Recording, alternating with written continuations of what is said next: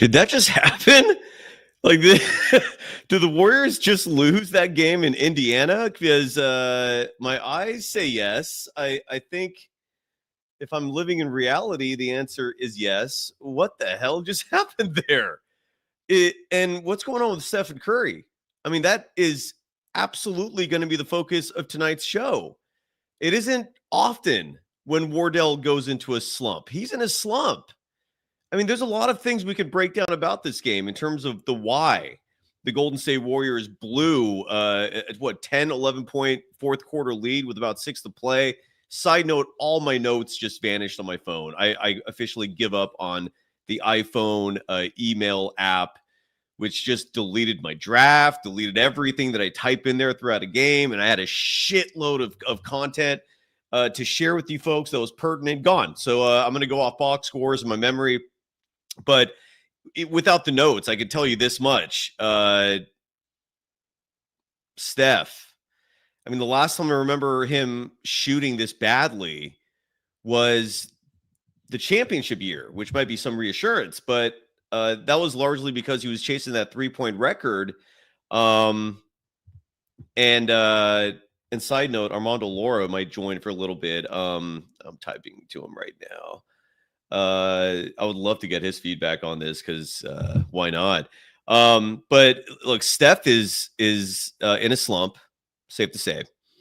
And the Golden State Warriors have lost 2 straight in this brief little road trip that has become a disaster. There are certain rotational decisions that I'm definitely going to be talking about that were very sussy, very suspicious, very questionable. But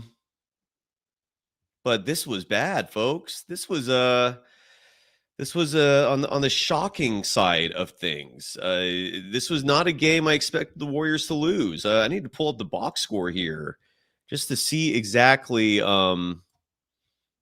what that fourth quarter lead was that the Warriors just insanely blew an 11, like it was like a 10-point lead, 11-point lead in the fourth quarter. And then the craziest part is, and I'll have all the numbers right now so that I can be completely accurate about everything I tell you here, because that's what I want to be. So in the fourth quarter of this game, the Golden State Warriors led 97-87, 99-89, 101-91. I'm trying to figure out what the biggest lead in that fourth quarter was. 104-93 was the Warriors' biggest lead of this game. And again, this is the distressing part, is that they lost this game when Steph came back in. The Warriors had this game under control until Wardell came back. It's a little worrisome when one of the greatest ever, the player you're relying on, and again, I'm going to try not to overreact to Steph struggling, but it's a little concerning because, again, the Warriors led 101-92. Stephen Curry comes in the game for Brandon Pajemski, who actually had a decent game tonight. He's one of the furthest things from a target of criticism on my radar. There's a few others who will be. Steve Kerr not playing Guy Santos until the second half. Steve Kerr DNPing Will Richard. I'm going to talk about that. Steve Kerr not playing Moses Moody until late in terms of real minutes. I think with entering the fourth quarter, Moody had only played 8 minutes. I think I remember late third quarter, and I had this in my notes. I was focusing on Moody's usage and his minutes overall, thinking to myself, that's a problem. Why is Moody not playing again? But Stephen Curry comes into this game at the 6:26 mark of the fourth quarter. The score is 101-92. One of the first things Steph does is drain a three-pointer about 20 seconds later. That I was feeling good. I was feeling relaxed. I'm thinking to myself, it's Saturday night. Warriors are about to get a dub. They're going to improve to 5-2, not 4-3. And then the Pacers, who just own the Warriors, have for years now. Rick Carlisle, 12-3 side note, all time against Steve Kerr. Talk about having someone's number. These two teams play again next week at Chase Center, and you know that the Warriors are going to want revenge for that one. But this was disconcerting. This was concerning. This was worrisome, disappointing, just a bummer. And let's break it down. The Golden State Warriors lose tonight's game. Brutal. Final score 114-109 in a game that they controlled most of the way. Let me see if my box score here has a stat I'm looking for. I wanted to see how many minutes the Warriors had the lead in this game versus how many minutes the Pacers had, because something tells me out of the 48 minutes, the Warriors led this game for like 42 of them. And to lose, their biggest lead in this game was 11. The Pacers' biggest lead, 6. There were 14 lead changes in this game. But again, you're leading 104-93 in the fourth quarter with 6 to play, and you lose. Oof. Armando Laura saying, hit that like button. Thank you, brother. I emailed you the link, so if you want to join us, I'm sure the audience would welcome your analysis, sir. We always have a great time once a week. And let's get into it. Let's break down the details. We're going to obviously play some sound if it comes down from Indianapolis. Tonight's going to be a tricky one because the Warriors are getting on a plane to come right back to the Bay Area. They're going to be in a rush to get out the door. But this is oh boy, this was just a disappointment. Golden Days, powered by FanDuel.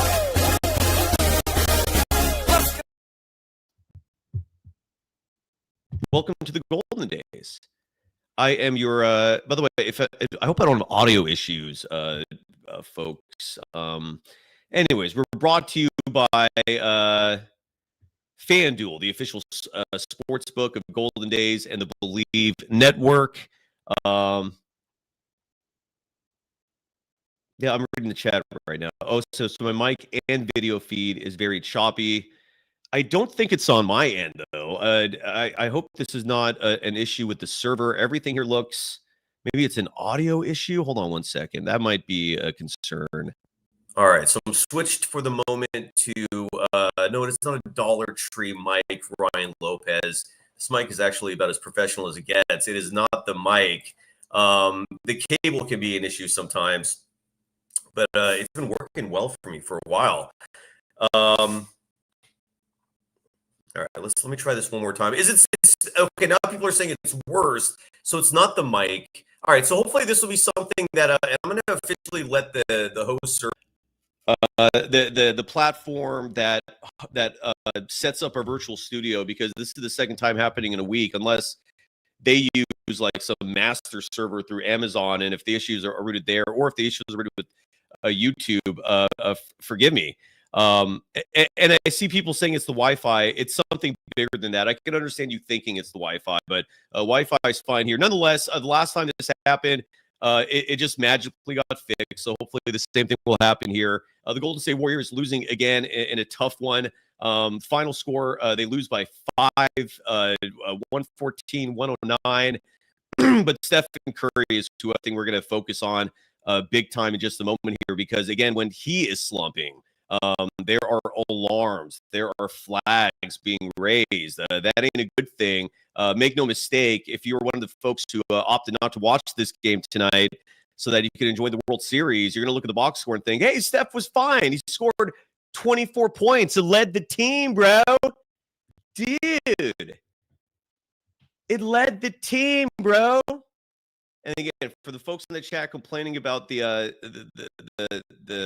quality, forgive us. It's either with our streaming platform or YouTube. I hope it gets resolved soon, because everything else looks fine.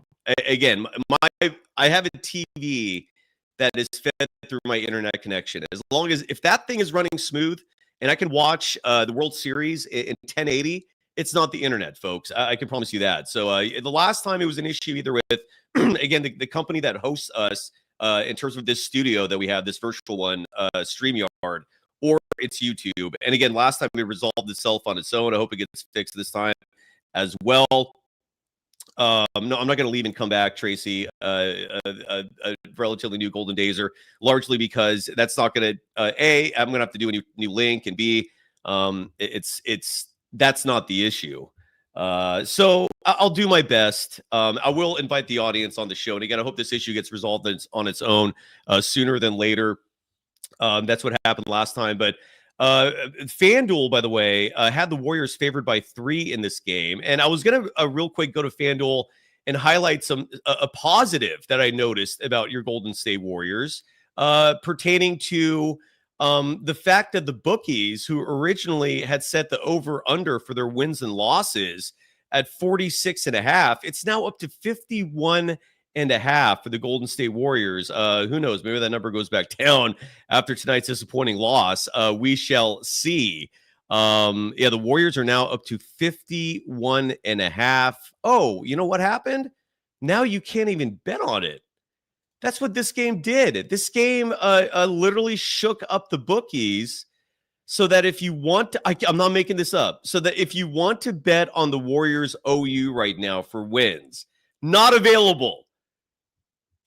Because something tells me it was at 51.5 just 3 hours ago. Something tells me a lot of people after that game were like under. And that's what happened. And again, if you're joining late, forgive us for the technical difficulties. Hopefully it's going to resolve on its own. It's either with YouTube or the streaming company hosting us, StreamYard. But Stephen Curry, we have to start there. Because, again, if you look at this box score, you may just generally, quickly, as a glance, you're not going to think that Wardell was the problem tonight because he was the team's leading scorer, 24 points on the night. Did not have a single rebound. Oof, I can't remember the last time I saw a box score with that. He only had 2 assists. That's well below his career and season average. He had 5. Maybe the box score will reflect this stuff. So I guess the only positive I'm seeing from the box score for Stephen Curry is the points. He led the team in scoring with 24. But how he got to that 24 wasn't pretty. It wasn't easy. Good. In the chat saying that the connection is better now. Stephen Curry was forcing things. Stephen Curry is usually not a high volume player. He was high volume tonight, usage-wise, volume of shot-wise, and he was forcing them. These were shots that were early in the shot clock. I was looking at on social media at one point in the game because Jonathan Kuminga took 1 3-point attempt early in the shot clock, and it's like people were hitting a panic button over that. It was just 1 3-point attempt. Kuminga was feeling it, and he did not rush his threes anymore after that. By the way, real quick, I'm going to come back to Stephen Curry in a second, but at the end of this game, the score was 112-109, and your Warriors had a 2-possession opportunity because there was something like, 32 seconds left on the shot clock. Hold on, I got the play-by-play right in front of me so I can be accurate on literally every one of these situations. So the score was 112-109. The Warriors call a timeout with 35.3 seconds remaining. Isn't Steve Kerr's MO ATO plays after the timeout? Isn't that what he's supposed to be, like the grand master of? I almost said grand wizard. Sorry. But isn't that what would he be a professor of in terms of a basketball college is ATOs? So what was that ATO? The score was 112-109. Warriors have possession, 35 seconds remaining. And somehow the ball ends up in Jonathan Kuminga's hands in the corner. If you're a Golden Dazer, you know full well I love that kid. I want him to play. I think he's going to be a star in this game someday. He's getting there. But he's one of the last players I'm going to think of in terms of the 5 who are on that court for your closing lineup to set a 3-point shot up to tie the game. I don't know if that was intentional. I don't know what the original play even was. And maybe someone in the chat can elaborate on that. I'll post the link again in just a moment for if folks want to come on and talk about this. I'm sure a lot of you do. But what is Steve Kerr thinking with that ATO? The ball goes into Jimmy Butler's hands first. I don't know if maybe that was the intent, was for Butler to put up a quick two, and then he saw the defense and realized that two was not going to be an easy bucket, and then he kicked it out to Kuminga. And look, if Kuminga was like wide open in the corner, maybe I'd understand it. There was a defender right there. That was a contested three. I did not understand it. But that's what happened. And he misses. And it wasn't a bad shot either, but he just missed. And game's over after that. That was it. Yeah, and G4M in the chat's adding, JK wasn't even open. I didn't get any of that. I don't know if the play collapsed because of the defense. I don't know if the Warriors made a mental error. But I know this much. KKS in the chat saying Kerr wanted to blame Kuminga for the clutch loss instead of Steph. Cynical, but who knows? You might be right. But so nonetheless, that ATO was a disaster. And Steph and Curry.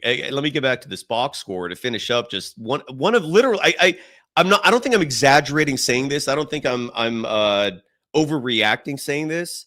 I really don't believe that. And I know Steph in his career has had some clunkers. He's had some bad games. This is one of the worst games I've ever seen of Steph's career, ever. Again, the 24 points, that's a nice number, right? But not when you're shooting 8 of 23 from the field. Not when you're shooting 4 of 16 from deep. What is that, like 27, 28%? I'm going to get the calculator out just to get the exact percentage there, because I am curious what 4 out of 16 represents percent. 25% exactly. I should have figured that out in my head. That's my bad. 4 goes into 16 4 times. 25% shooting from deep on 16 attempts. Steph even missed a free throw for the second game in a row. I believe the final free throw attempt of the game from him. Steph finished 4 or 5 from the charity stripe. 2 assists, 1 steal, and that steal was late and it was huge. It was when Indiana had come back, and it was either a tie game or it was somewhere in that range. In fact, I have it right here. So Steph got that steal with oh, maybe I don't have it. I thought it was in the fourth quarter when he got that steal, and it was in a, I just remember it was in a pivotal moment. But whereas Steph gets the steal, Steph also has 5 turnovers. 5. Again, I think it's the second time in 3 games Steph has turned the ball over 5 times. At least one of the turnovers, I don't know if it was Quentin Jackson. I think it was Quentin Jackson, who looked like a goddamn all-star tonight, who just took the ball away from Steph. There was literally one possession, yes, where it was either Quentin Jackson or somebody. Steph's just dribbling the ball, and the guy just went, I'm just going to take that from you. Like, when do we ever see that from Wardell? So I'm officially a little concerned, because this isn't the norm for Steph. And Steph has looked like it hasn't gone as bad as this for Steph. I don't think. I know a few other people have brought his name up in a critical manner recently, but I mean, it's pretty clear that this is on him. Tonight was on him, and I absolutely hate saying that. I take zero pleasure in ever looking and observing a game and coming to a conclusion that they lost this game because Stephen Curry had a bad night. That's what happened. I mean, and there's a lot of other places we can look. For example, should Brandon Podziemski lead the team in minutes? And again, I don't think Podziemski had a bad night. Look, the 3-point shooting wasn't there. Side note, a few players on the Warriors officially are at a point where if your feet are not set, don't put up the 3-point attempt. Draymond Green is one of those guys. Jonathan Kuminga is one of those guys. For Kuminga, that's fine. All right. I'm confident he will get to a point where he can just drain pull-up jumpers. But right now, if his feet are not set, I'm okay with that being criticized, right? Draymond Green, it goes without saying. Bob Fitzgerald in the broadcast tonight was bringing that up. Steph is the greatest shooter ever. I don't care typically when and where he's shooting. But Brandon Podziemski, I was not expecting to levy that type of scouting report on him as a three-point shooter. But I have said this, and I said this at the beginning of the season. If Brandon Podziemski, or not if, Brandon Podziemski in general, his core weakness, I think, is playmaking. He is just not a playmaker. He has a very hard time creating his own shot. He has a hard time shooting off the dribble. If his feet aren't set for a very easy three-point shot, more times than not, it's going to go clank. But I still thought he had a decent game. But I'm looking at the box score now, and I will never support Brandon Podziemski leading your team in minutes. Yet that's what happened tonight. Now, again, the good news is when he was out there, it was winning basketball. And maybe you can credit Guy Santos, who I'm going to be praising tonight big time. And I've been arguing for weeks now that Guy should be playing more. Maybe it was because of Moses Moody, who in that third quarter, maybe it was the third and part of the fourth that he played, but I thought Moody had a great night tonight. And the minutes that Moody and Podziemski shared on the floor were beautiful. I mean, and Jimmy Butler was setting these guys up big time. I thought Jimmy Butler, for the most part, had a good game. Bad first half, but I thought he made up for it in the second half. But Brandon Podziemski leading your team in minutes. And again, who controls that? For all the folks that keep pointing to me going, why do you criticize Steve Kerr so much? Because he's responsible for the minutes these guys get. Is anyone seriously? I'll post the link now, even if it'll take a second for me to get to the audience. If you and I always go chronologically, with the exception of Sharia, because I want to give people what they want, and she's entertaining and informative, and she sounds smart. But if you want to come on the show, please do. The link is now available. But I'm curious if anyone in the chat that supports the idea of Brandon Podziemski having the most minutes for your team. Keep in mind the Warriors were not playing it back-to-back, okay? It's not like they're trying to rest their stars because they played just a day earlier. They played in Milwaukee 2 nights ago. Side note, not a good look for the Warriors that Sacramento won in Milwaukee tonight. I think Ryan Rollins was held to 16. We'll get to the scoreboard at the end of the episode, but a conclusion I'm coming to here, and just to finish up Brandon Podziemski's box score real fast, 16 points on the night, only 1 of 4 shooting from deep. Look, Stephen Curry going 4 of 16 is awful, 25%. 1 of 4 is also 25%. Podziemski needs to be a better free throw shooter. Do you remember all the people hating on Kuminga for his free throw shooting? Where is that same vitriol for Brandon Podziemski, a career 70% free throw shooter, who's shooting 60 this season, entering tonight's game in that range, and he was 3 of 4. 3 of 4 is okay, 75%. But I thought Podziemski was like the efficiency guy, the guy who, you're supposed to rely on. But, 3 of 4 from the free throw line, 4 rebounds in 35 minutes, 19 seconds. Not good. Okay. 3 assists. Not good. Not in 35 minutes, 19 seconds. I officially withdraw my Brandon Podziemski had a good game. I'm not going to pile on him, even though I say that as I'm sort of doing it. But he did have a block in this game, had a steal in this game, a +7 in net rating. The only starter in this game who was in the positive in net rating. 16 points, 4 rebounds, 3 assists for Brandon Podziemski. But it wasn't a good night either. I think best case scenario you could say is average, meh.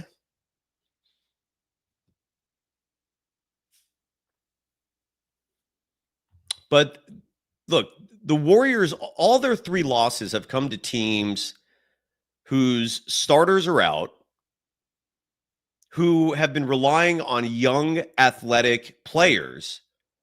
And these youngsters, with their speed, Jonathan Kuminga himself, he was interviewed at halftime on the broadcast. He himself said They're fast out there. I remember that almost, I think, to the T, verbatim.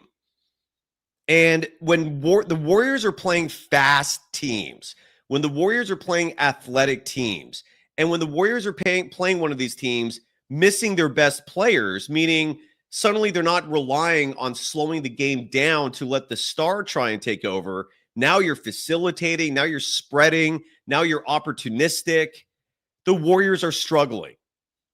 And where Steve Kerr deserves culpability and blame lies in the fact that Guy Santos did not play a minute in this game until the third quarter. Why? Guy Santos looked amazing out there tonight. One of the few bright spots for this team tonight was Guy Santos, who again played 0 first half minutes. Will Richard, by the way, played 0 first half minutes. But GP2 played 8 minutes, 27 seconds in that first half. Why? I have no effing idea. Al Horford has not been looking good. Another bad game from Al Horford. We're not going to rely on the box score to analyze him because the box score doesn't reflect much. He was 2 of 4 from the field. Those 2 buckets were short range, easy. One was actually a pretty nice shot. It was a kiss off the glass, but 0 for 2 again from deep. The Warriors collectively, 27.3% shooting from deep. And that starts with Steph. He wasn't the only one to struggle, though. GP2 took, guess what? Another 3-point attempt. Why is GP2 playing? Why is he not at the end of the bench for the rest of his career? What's going on there? That makes zero effing sense. Quentin Post, 1 of 5 from 3. That has to get better. Guy Santos was awesome. And if you're going to stand a chance and not look old against teams like this tonight, you better play Guy Santos a hell of a lot more, and you better play Moses Moody a hell of a lot more. Moody played only 16 minutes and 6 seconds. Why? Moses Moody, side note, led the team in net rating with a plus 15 in those 16 minutes and 6 seconds. Moody had 2 3-point attempts, made one of them, had 1 additional field goal attempt. I can't remember what part of the game that was in. Finishes with 3 points, 3 assists. You always like seeing assist numbers for Moses Moody. 2 rebounds, 1 block. But if you watched the game, you would know that the box score does not reflect all the little things he was doing out there defensively and otherwise. I just, look, this is just my opinion. And then Alan Day, you're coming on the show. It is not a good look when I am routinely telling you folks out there, weeks, sometimes months, ahead of when Steve Kerr finally does the things I'm saying he should do before he finally does it. And every single time that happens, it works. So here's another piece of advice for Steve Kerr, who's making $18+ million a year to do a job that I feel like a lot of other people out there could do for a hell of a lot cheaper. Play Guy Santos more, please. Play Moses Moody more, please. Stop playing GP2, please. Stop treating Brandon Pajemski like he's your long-lost son, like you're making up for calling one of your sons a derogatory term if they say the name from including first and last name, but the first name is a nickname. Stop. Please. Please, I'm begging.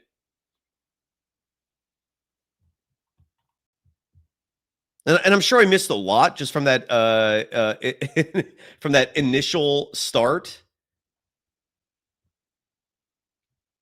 See, this is where like a clown like this guy Ryan Lopez, who was also trolling the show last night. And I keep telling you, man, like if you want to be a part of this, stop insulting. Stop thinking you're funny. You're not. And if you actually watched me for a long time, you know that this is actually not a sarcastic ha-ha thing. It's actually real. Why do you think there's an audience for this program? Because I freaking nail it, man. And I'm not trying to be arrogant with audacity saying that. All right? I'm confident in my hoops knowledge, dude. I've been around this game my whole life. I talk routinely to Hall of Famers, ex-players, ex-coaches to get their feedback on what my opinions should be when I actually bring that up. So, Ryan, if you want to be a part of this, stop being a dick and come back, please. All right. Otherwise, dude, just not necessary. You're just a distraction. Alan, how you doing, man? Welcome to the show. Yes, sir. Thanks for having me. Always a pleasure, brother. How you doing?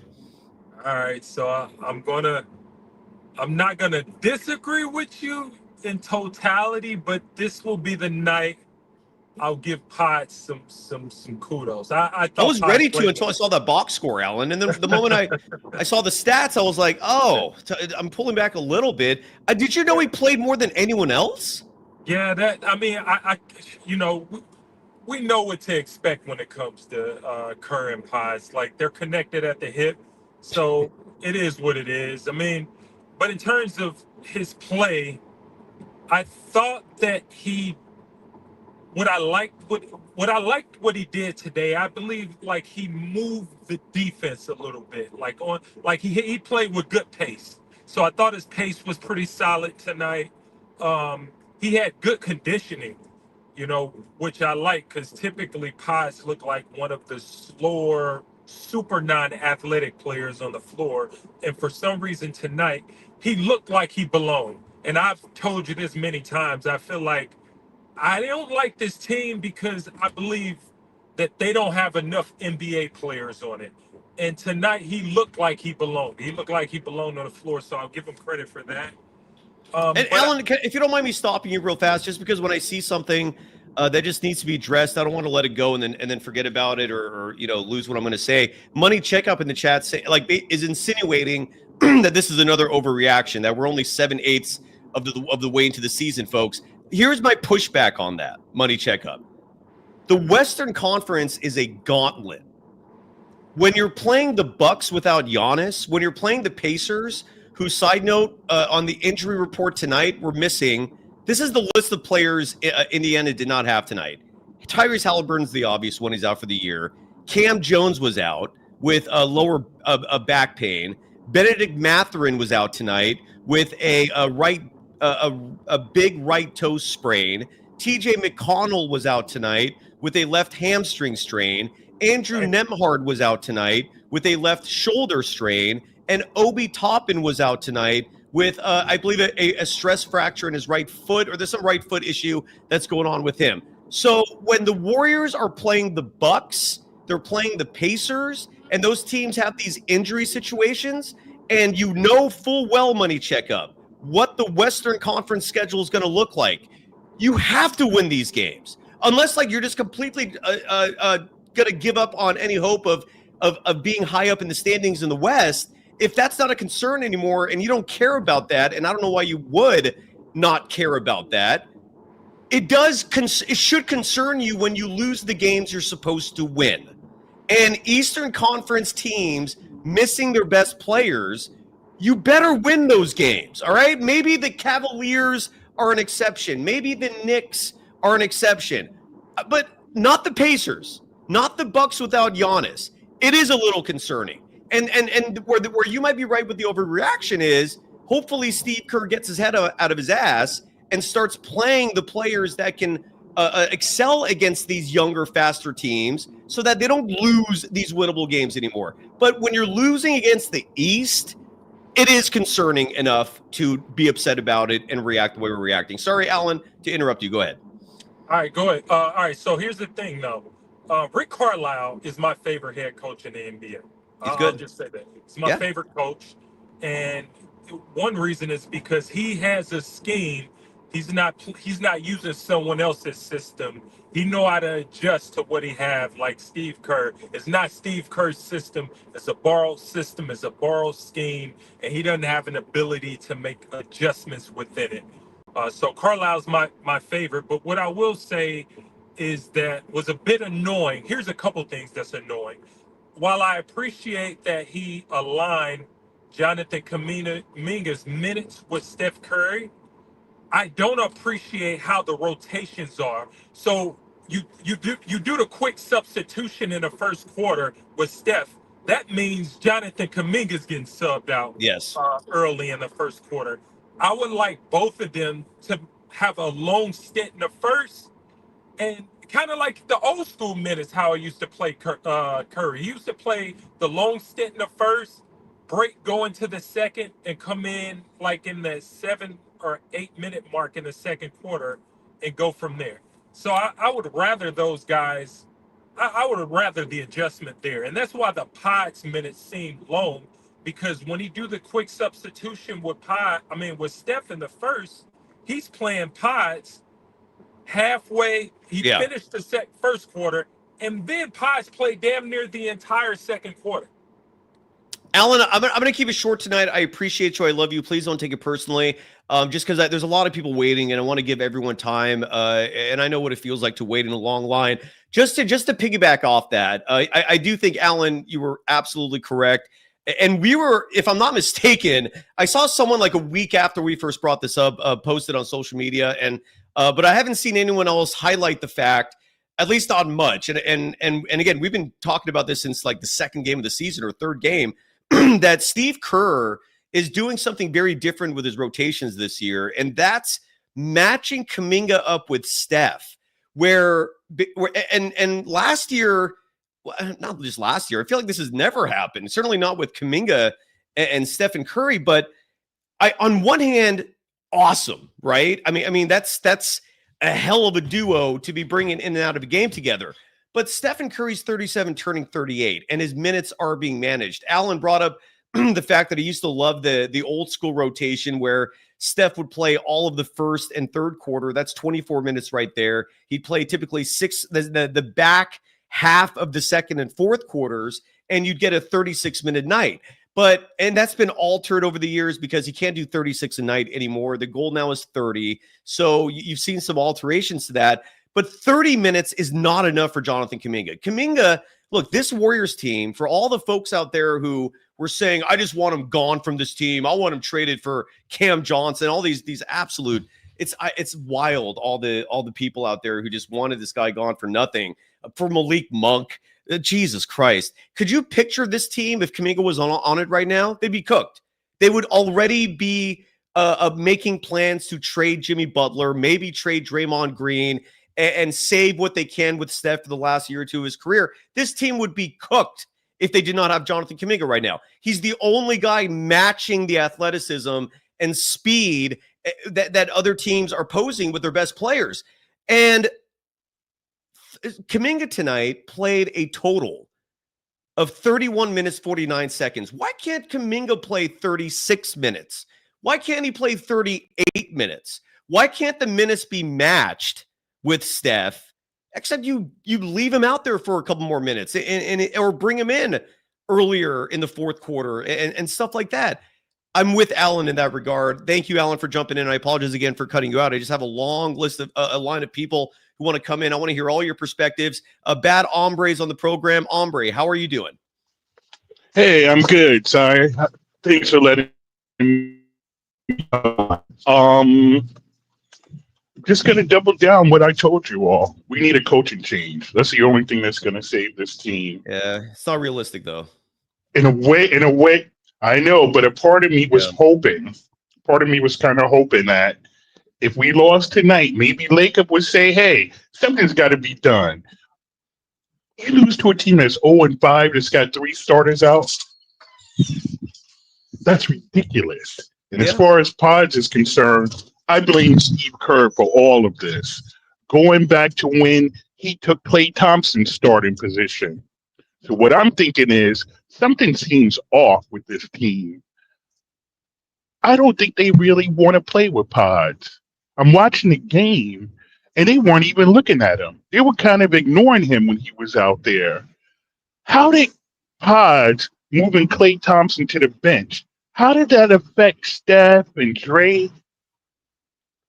And nobody's ever even talked about that. But something is off with this team. And I blame Steve Kerr for all of that. And if you remember going back into training camp, Steve Kerr said that the person that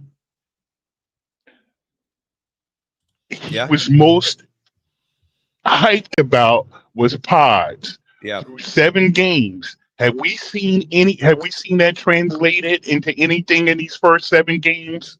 And again, I mean, he may have played. I don't think Podziemski deserves like all the blame tonight. I started the show ready to give him praise until I saw that he was the leading. He played the most minutes in the game. He was only 1 of 4 from deep. 75% free throw shooting is meh. 3 assists, meh. Like, who's bragging about that? 16 points. Again, I see people in the chat saying Kuminga didn't have a great night tonight. He played 5 minutes less and still scored more points than Pods. Kuminga finished with 17 points, 5 rebounds, 2 assists. And the net rating for Kuminga looks awful. It's -20. But until you remember, his minutes are matched up with Stephen Curry. And in case you're wondering, what was Stephen Curry's net rating? -21, a team worst. So Podziemski, again, I could understand if you don't want him being a target tonight. I get it. He's not a target. I think there are far bigger issues to point out, but I don't like that he's the number 1 minute getter. I don't like the 3 assists. I don't like the 25% shooting from 3. I don't like that his free throw shooting this season is at like 61%. Defend that for the Podziemski supporters. His career free throw shooting, I think, is at 70%. Defend that, Pod supporters. So when you look at these numbers, it's a problem. I don't understand why he gets the most minutes. That's the part that just really just makes me feel uncomfortable, Ombre. I'm going to be honest, man. It doesn't sit right with me. That's what I'm saying. It's a coaching thing. So it starts at the top. Listen, we have to be honest. We watch the games, and what Steve Kerr is telling us and what we're seeing is just not adding up. There's nothing that Pods is doing, and I'm not knocking him at all. There's nothing that I'm seeing to me that indicates that he was the only one that impressed Steve Kerr in training camp. I'm just not buying it. Something is going on. That's why I said Mike Malone is out there. Take one for the team. If Steph and Dre can get over Klay Thompson being sent to the bench for Pods, they can get over a coaching change. They'll get over it. But something is just not right. They just look off. And that's why I was the one who said, no, get rid of Kerr, hire Kenny Atkinson. People laughed at me with that game against Utah 2 years ago when the assistant coach passed with Kenny Atkinson coach. They looked like a totally different team. They were playing with swagger. The ball was moving around. So I'm starting to wonder who really was the brains behind that 22 championship in the first place. Steph. I'm starting to think that we're giving Kerr way too much credit for that championship. I've never given him credit for 2022. I'm never going to forget Steve Kerr saying throughout that season, we don't expect to win the championship this year. The fact that it caught the head coach by surprise was all I needed to know to realize that was not a Steve Kerr like master plan of a title. That was Stephen Curry basically winning a championship with his will, man. And he had a phenomenal supporting cast, a perfect supporting cast. People forget Andre Iguodala was still playing that year. He still had Klay Thompson. He had a Jordan Poole that had not regressed yet, who was still on the up. No, that was just an awesome team, man. You know, guys. It was an awesome team. Yeah, it was. Like Otto Porter Jr. is quickly forgotten. He was awesome. That was just a badass team.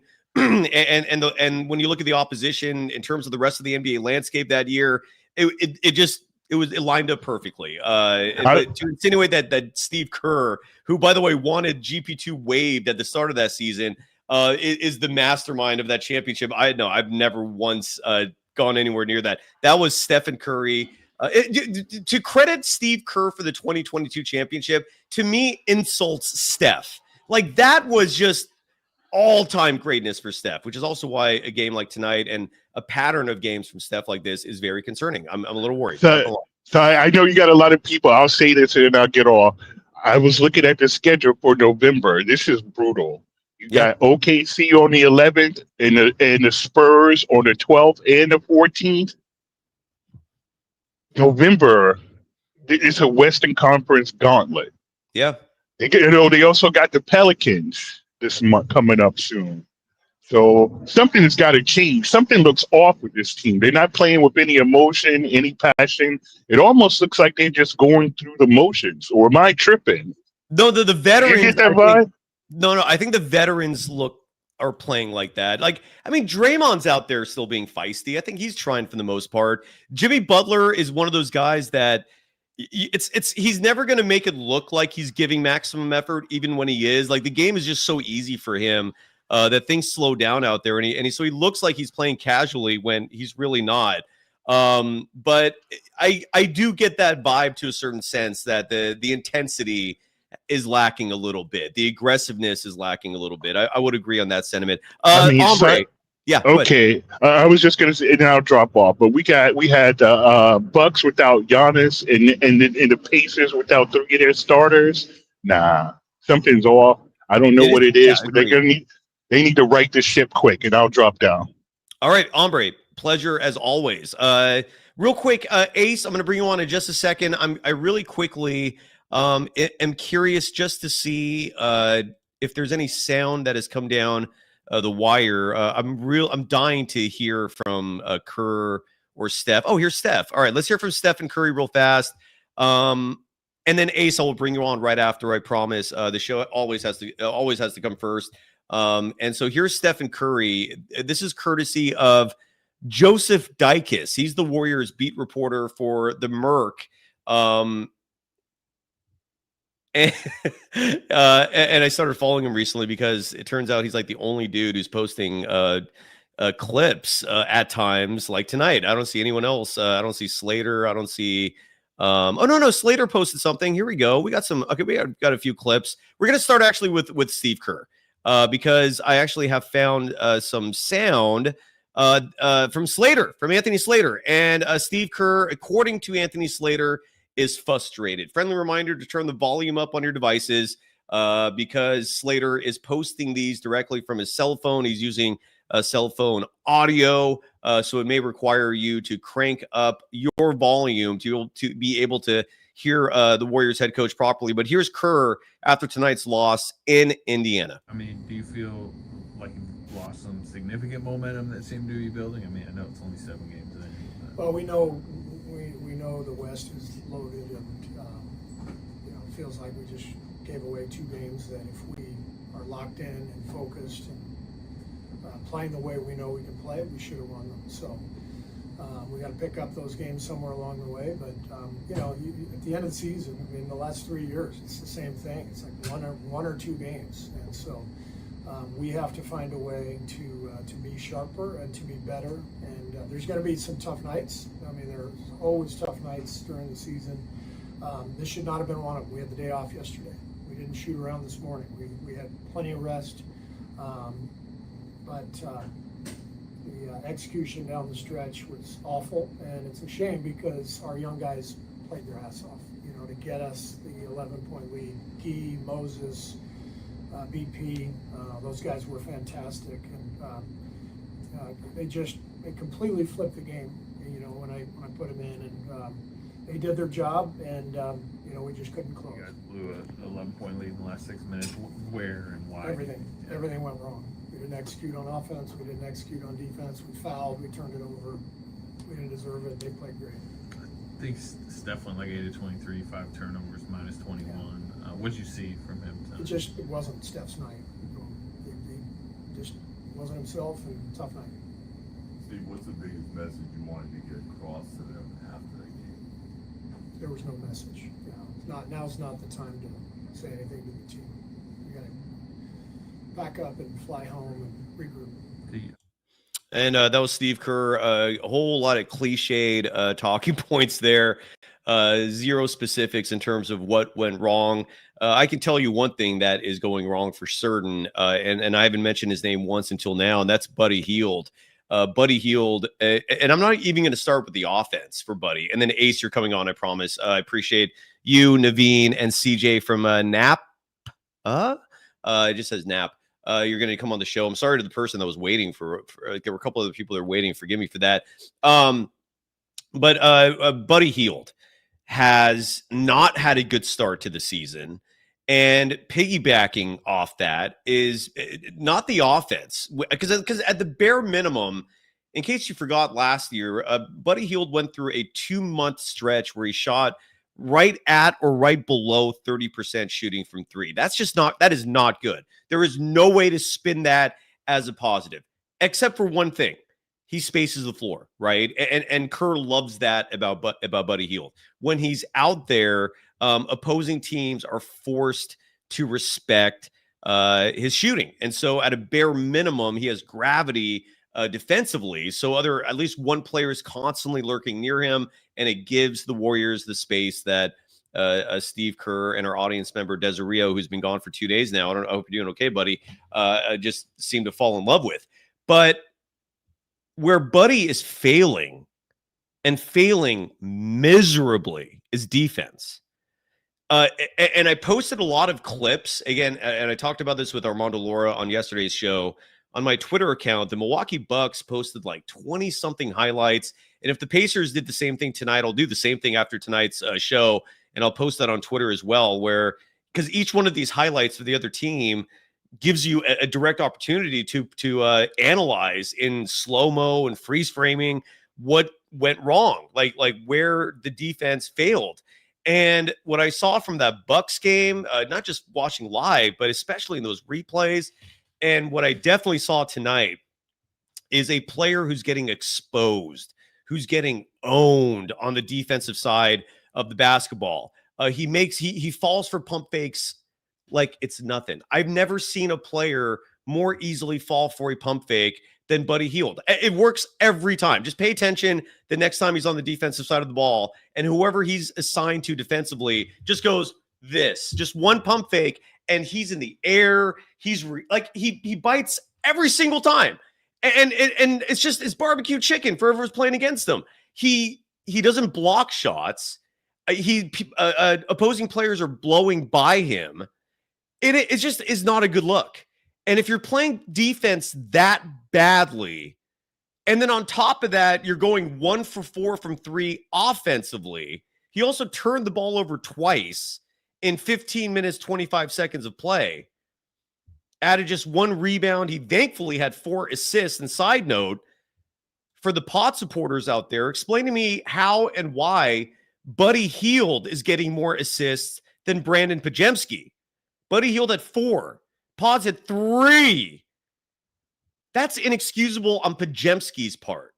But the Buddy Hield side of this, to have defense that weak, and yet you're still, in tonight's game, he got 15 minutes, 25 seconds, and the only reason why his net rating stat did not tank is because he was playing in those lineups with Moses Moody for a lot of the time, and Pajemski and Guy Santos, and Quentin Post. There was that one run again in the third quarter where that unit was just really doing a hell of a job. But Buddy Hield has not been playing good basketball at all. Let's go to Ace in our chat. I don't know if we've had you on the show before. If it's the first time, welcome. And what's on your mind? Thanks. Can you hear me? Loud and clear. Yeah. Cool, man. First of all, I'm a big fan of your show since Locked On days, man. You help with my mental health and dealing with topics like this. So that means a lot. That really means a lot, man. Thank you. Cheers, man. The definition of insanity is trying the same thing over and over again and expecting different results. At this point, Steve Kerr is insane. I don't understand his obsession with Brandon Pajemski. I just don't get it. It's destroying this team, and his stubbornness, it's almost like he's willing to tank the ship just to be right. And it's fucking infuriating. Yes. Everybody else can see it. Why not start Moses Moody? Why not just start it? Why not just try for 5 games? Give him the same chance that you've been giving Brandon Pajemski and see what happens. Do you know what I mean? Yeah, so 100%. The past 3 years, if you've been doing this for the past 3 years, imagine where those 2 guys who are way more athletic than Brandon Pajemski, imagine where they would be. It just doesn't make sense to me.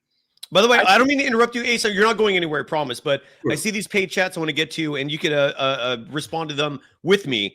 Blue Jay dropping $4.99. Thank you so much, saying Steve Kerr freezing Kuminga out of the offense in the fourth quarters is coaching malpractice. I don't know if you wrote Lucian there because that's your name or if you're quoting someone, but regardless, Blue Jay, look, I don't know if Kerr is literally doing this, but I do see what I believe you're alluding to, which is that Kuminga in the fourth quarters is not a go-to option offensively when he easily could be and maybe should be. Coming in the fourth quarter of tonight, because I really noticed that in the Bucks game and in the fourth quarter of tonight. I'm going to read the box score, and then I'd love to get Ace's opinion on this as well. Kuminga played 9 minutes, 8 seconds in that fourth quarter and was just 1 of 4 from the field. Not great. One of those was that 3-point attempt at the very end. But so take away that last 3-point heave, which was a joke. And Kuminga getting just 3 field goal attempts in 9 minutes, 8 seconds does not sit right with me. And with him not getting field goal attempts, it also means less trips to the free throw line. He had 0 free throw attempts, and he added 1 rebound in that fourth quarter. But I'm with you. I do see a lack of emphasis in including Kuminga in the fourth quarter. Ace, do you have anything to add to this? Do you agree, disagree, or we can just move on? I 100% agree. I think, it feels like Steve Kerr wants to be right. And so he is going to do everything within his power to make sure Jonathan Kuminga doesn't shine in the way that he knows he can. It just doesn't make sense. It doesn't make sense why we don't go to the Steph Curry, Jonathan Kuminga pick and roll more often, or Jimmy Butler and Jonathan Kuminga pick and roll. You saw a little bit of it tonight. Like Jimmy Butler is hitting Jonathan Kuminga when he's rolling to the basket. Easy fucking dunk every single time. Why aren't we spamming that more? Yeah. It just doesn't make sense. Guy Santos is a fucking hustler in the same way that Pods is a hustler. Yeah. That Pods gets over 30 minutes and Guy Santos has to pick up the scraps where he can. Dude, it's so blatant at this point. I can understand why people are saying that it feels like coaching malpractice. I don't think it's at that point yet, but something does feel off. I have to agree with Bad Hombre. Something feels very off. I want to also read verbatim what Stack based in our chat, right? Saying Kerr had the nerve to say that he felt sorry for the young guys who came in and gave the Warriors an 11-point lead. It was 8, but who cares? Close enough. How do you keep them in and let them, like, how about you keep them in and let them close out the game? How about you just give them minutes? Again, the Guy Santos, the fact that he did not play until the second half, and last game he only played like 4 minutes and change in the first half, and we never saw him again. And I think it was because of a foul that he got called for, where it was a +1. And Kerr just has such little patience for these young players if their name is not Brandon Pajemski. So I cannot emphasize enough that when I look at this box score and I see 11 minutes, 14 seconds for Guy Santos, that's criminal. When I see 16 minutes, 6 seconds for Moses Moody, that's criminal. The fact that Moody and Guy Santos's minutes combined are still 8 minutes less than what Pajemski played, I think that's criminal. Those are my thoughts on it. Ace, any final thoughts? Where are you, by the way? Where in the world are you joining us from? It is Saturday, so the good news is you can drown your sorrows after we go off the air tonight. Yeah, I sure can. I'm currently calling from New Haven, Connecticut. Oh, hey now. Connecticut's beautiful, man. What? How did you become a Warriors fan? I'm from the Bay Area. I've been a Warriors fan for a long time, my whole life, actually. So what took you out to all the way out to Connecticut, man? Or I'm an actor, so I'll chase the work. I'm doing a play out here right now. No shit. Yeah. What's the goal? Well, actually, you can catch me on Chief of War on Apple TV. So if you have Apple TV, go check that out. That show. Yeah. What name the show again? What is it? Chief of War, starring Jason Momoa. Okay, so I'm 6 episodes in. Yeah, I played Tony. And I think there's 8 for the season. Yeah. What's your character? I can't believe this. Ace, who are you in that show? I play Tony on that show. The only black guy on that show. Yeah, that's me. Hold on a second. let me hold on, give me a second here. Because Tony is the guy who was on the ship. Yeah. With Jay. So you acted alongside Jason Momoa for a lot of scenes. Yeah, that's my guy. That's my homie right there. Wait, that's you? Why are you off camera? Can we see you? For a second. Okay, for a second, I'll take it. All right, for sure. I'm gonna hype you up. Dude, this is an honor. Oh my God, Ace, pleasure, man. Dude? Oh my God. Here's why I'm elated for this. We have a real celebrity, a real talent on the show right now. Your performance in that show is phenomenal. Am I going to see you again? Because the ship dropped Jason Momoa's character off back on the island. Did you come on? Are you still around, or was that it? I can't give any spoilers away. Fair enough. All right. Yeah. Is anyone else in the chat? Have you seen this show? Go check it out if you haven't. Will you do me a favor, man? I gotta connect with me, because if you're a Warriors fan, I would love to have you back, dude. I'm a fan of yours, sir. For sure. And I would love to have you back. Is that cool, man? Or am I going too far here? Absolutely. Let's connect for sure. Okay, hit me up. Here's my email address right here if you don't mind, and you can always go back to the recording and see this too. But just email me because, dude, you're a guest. I mean, you're welcome. The door is open for you, sir. I mean, folks. This is a very legitimate actor. If you have not had a chance to watch Chief of War, like, is it? Let me just ask you this, please, if you don't mind. Is it historically accurate? There's some liberties, but for the most part, it's historically accurate. Bro, yeah. oh my god, dude, I'm a huge fan of the show. And the only reason why I stopped at 6 is because Slow Horses is the one show on Apple TV I'm a bigger fan of. No offense, I hope you don't take there's no disrespect intended there, but Slow Horses is just awesome. So that season came and I just finished it, and now I'm going back to Chief of War. I know Jason Momoa has praised this program as one of his points of pride in his career. I believe he's a writer of the show, one of the creators. And dude, bravo, man. You're like you were on the Philippines, right? Is that where you got kidnapped for a little bit and you almost got in some really deep shit, your character. Yeah. Oh, dude, I can't believe this. I'm sorry for getting starstruck here, man. Like, thank you. Good. Dude, I'm a fan of you, man. So this is oh my god, look at that, dude. This is insane. Simon 2 in the chat's asking, is that your only show or movie? No, I've been in The Tragedy of Macbeth with Denzel Washington. You go check that out. I was in Judas and the Black Messiah with Daniel Kaluuya. Go check that out. I've done a lot of things. My name is. I'm scared to. Well, you know who I am now, anyway. Yeah, you're public. Yeah. I don't have your name memorized. That's what Are you gonna make me look it up? You say what? Are you gonna make me look up your full name, or will you share it with us? My name is James Udom. And look, this is. I just want people to see. I just want people to see how significant of a cast member you are. Here you are. You look. Oh my god! Look at this. I'm going to share my screen really quick so folks can see just how easy it was for me to find James here. I love that, and agree with the chat who says respect to your humility for not even showing your face at first and going with a different name. But there you are, right there. First line. James, you're right there. Bro, I really mean this, man. I'm not saying this just to be nice. You are fantastic on that show, dude. Like, I never for a second thought you were an actor watching you. Your chemistry with Jason Momoa was fantastic. I love the fact that he, like, in the two characters, Jason Momoa's character like genuinely loves you. Like, you two became like close friends in the show. I don't know if that carried over off the screen, but for sure. Bravo, man. We got to get you back on as just a guest. Is that okay? Like, please reach out to me, and we can talk Warriors too. So what did you think about tonight, man? So you think you agree that some of these youngsters deserve more of a run? 100%, man. 100%. You know what I think? I love Steph, man. He's my top 3 all time. But I think at this point, I would love to see him get like 10 to 12 assists a game. You know what I mean? I'd love to see him use his gravity to get more of the young guys involved. I think that'd be really awesome. At this point. Yes, dude. Oh my god, I love the chat. This is also hyping you up, man. Anything else you want to talk about? I mean, I feel like disrespectful to say let's go to the next person here, man. Like, that's it for me tonight, man. Chat. Like, Jesus Christ, dude. Cheers, brother. That's it for me tonight. Thank you so much for having me on. Please email me. I got to get you back on. All right. I'm a huge fan. You will you email me? Yeah, for sure, brother. Thank you, brother. Thank you. James, great to meet you, brother. And congratulations on that role, because something tells me, can you share what you're working on currently, or is that a secret? I'm working on a play. Right now. I can't share yet, but I do the TV shows and I get back in the lab, the places where I get better as an actor. So I'm excited to be working on where I'm doing right now. You're a fine thespian, sir. I have you're killing it. Congratulations. And I hopefully I'll hear from you so we can schedule a full episode with you. Sure. You're a celeb, man. God damn, dude. You're adding some cachet to my show here, right?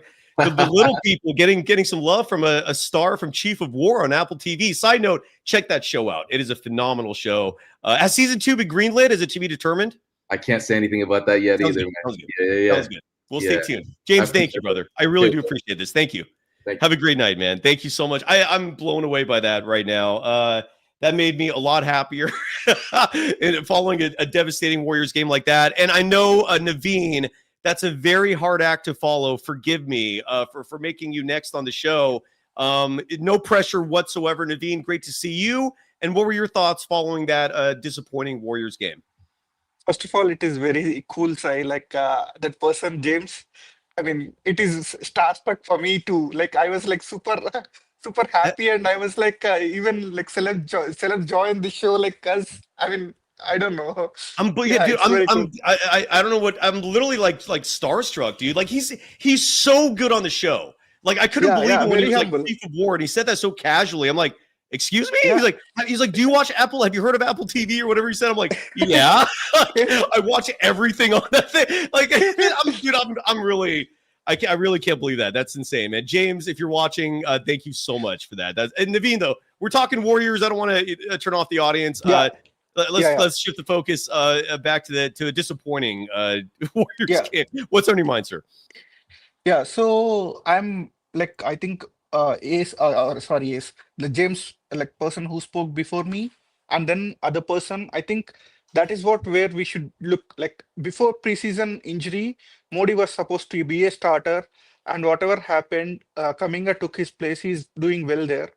Either, I mean, after playing that well against Clipper, I mean, hardly Post is seeing 10 minutes a game if you check for mini, I mean this Bucks game and this game, and like Potts is not. I mean, forget about his shooting or his defense.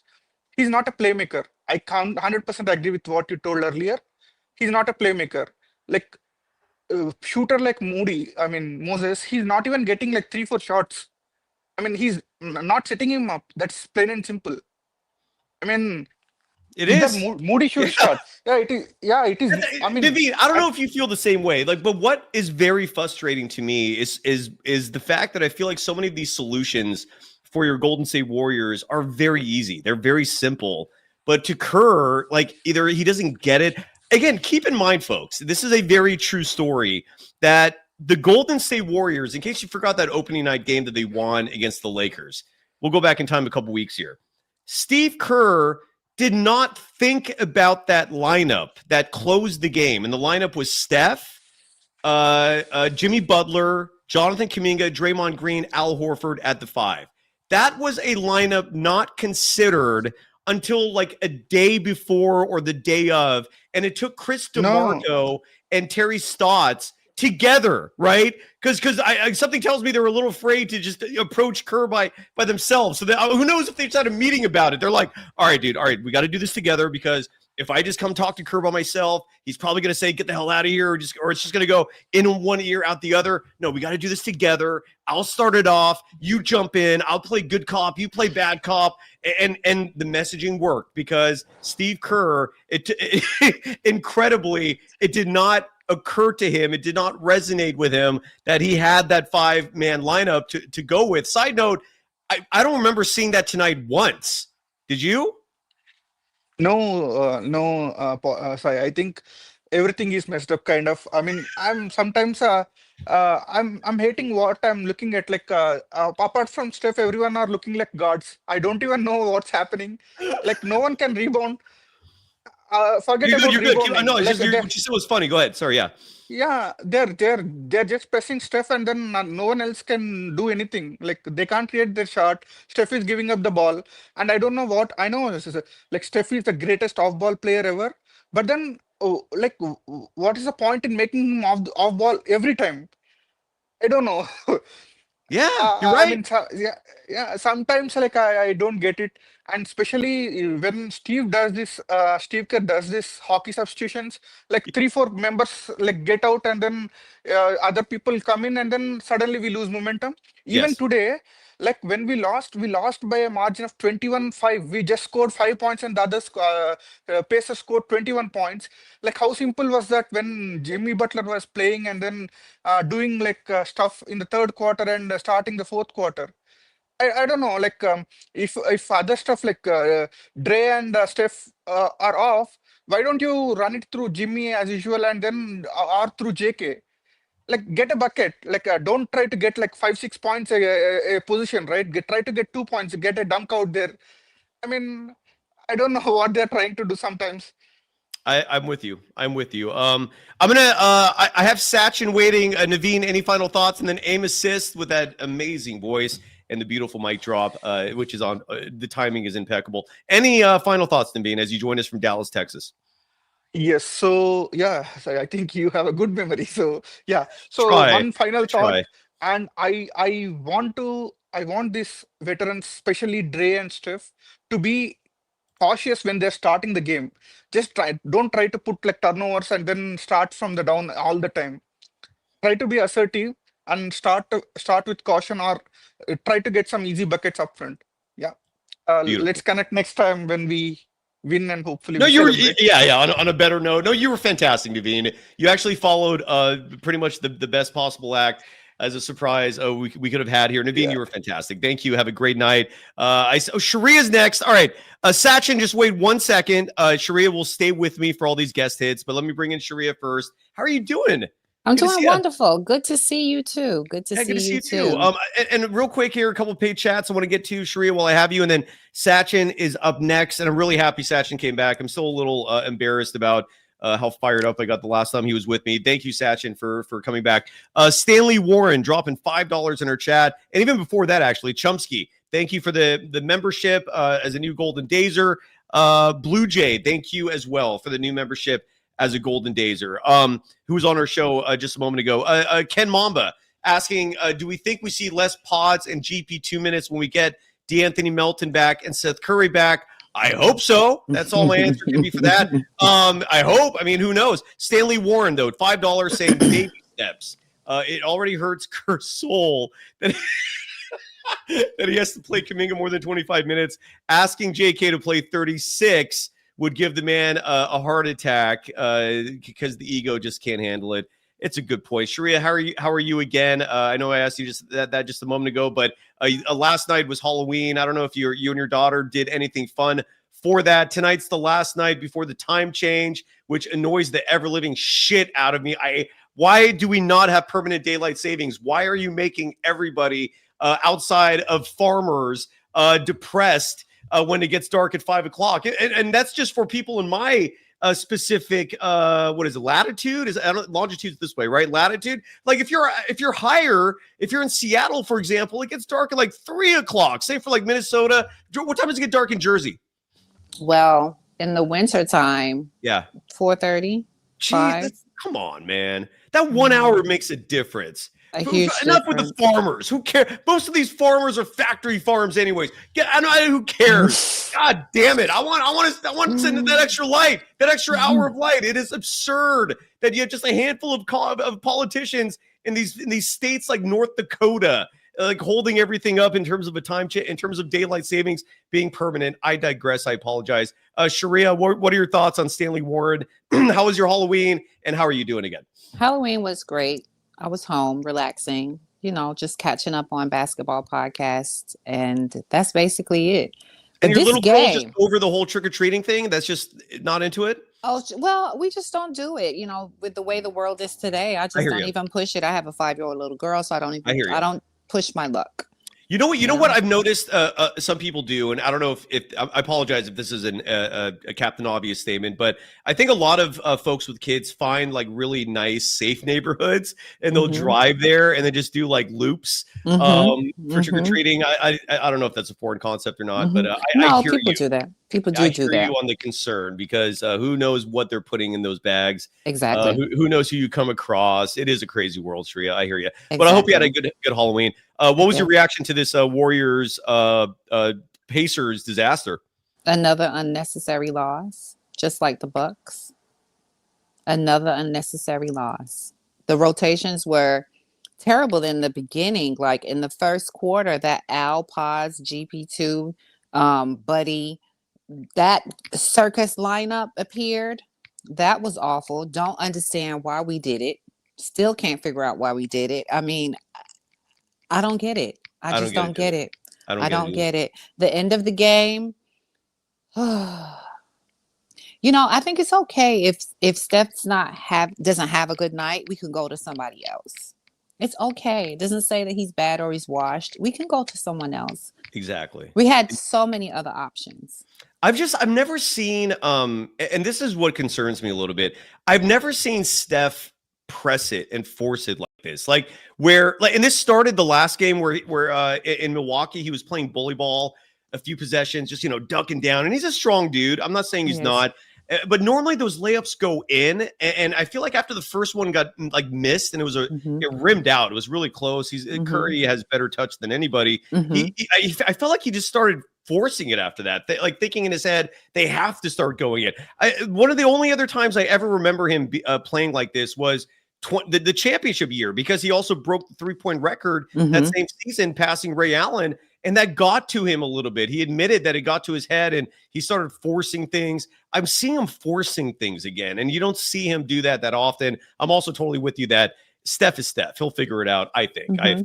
I think he will. I noticed that the last game too, that it was like they were forcing it to him when other people in the chat were saying, well, what about Kuminga? They could have tried Kuminga. It's the same thing again tonight.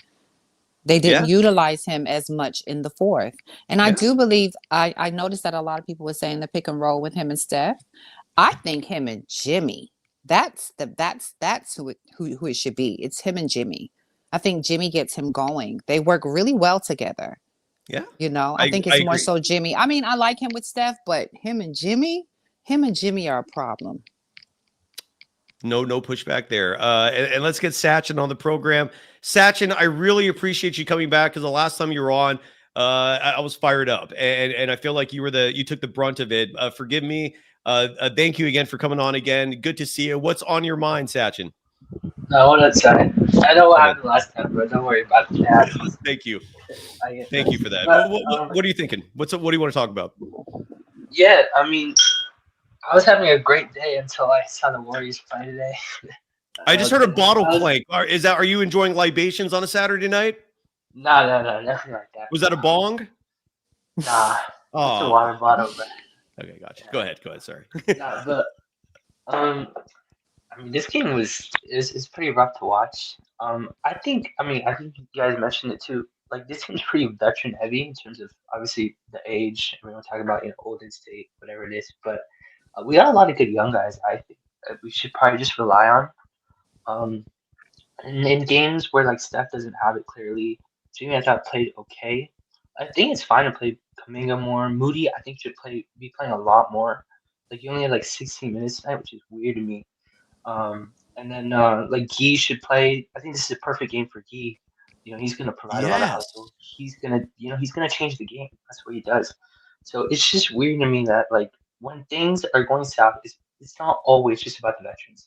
I think it's important to play the young guys and make sure. If we play them, I think we win this game. So I think the philosophy needs to change. I think that's what it is. Especially with Steve Kerr, like, he just wants to play the old guys because he trusts them. I get it, but you got to be playing the young guys a little bit more. And then I thought weird, like, I hope Buddy figures it out. I always talk about October, November is when Buddy actually plays well. It's kind of weird. He's not playing well at this point, so it's kind of disappointing. I counted on that. And then Draymond, I think.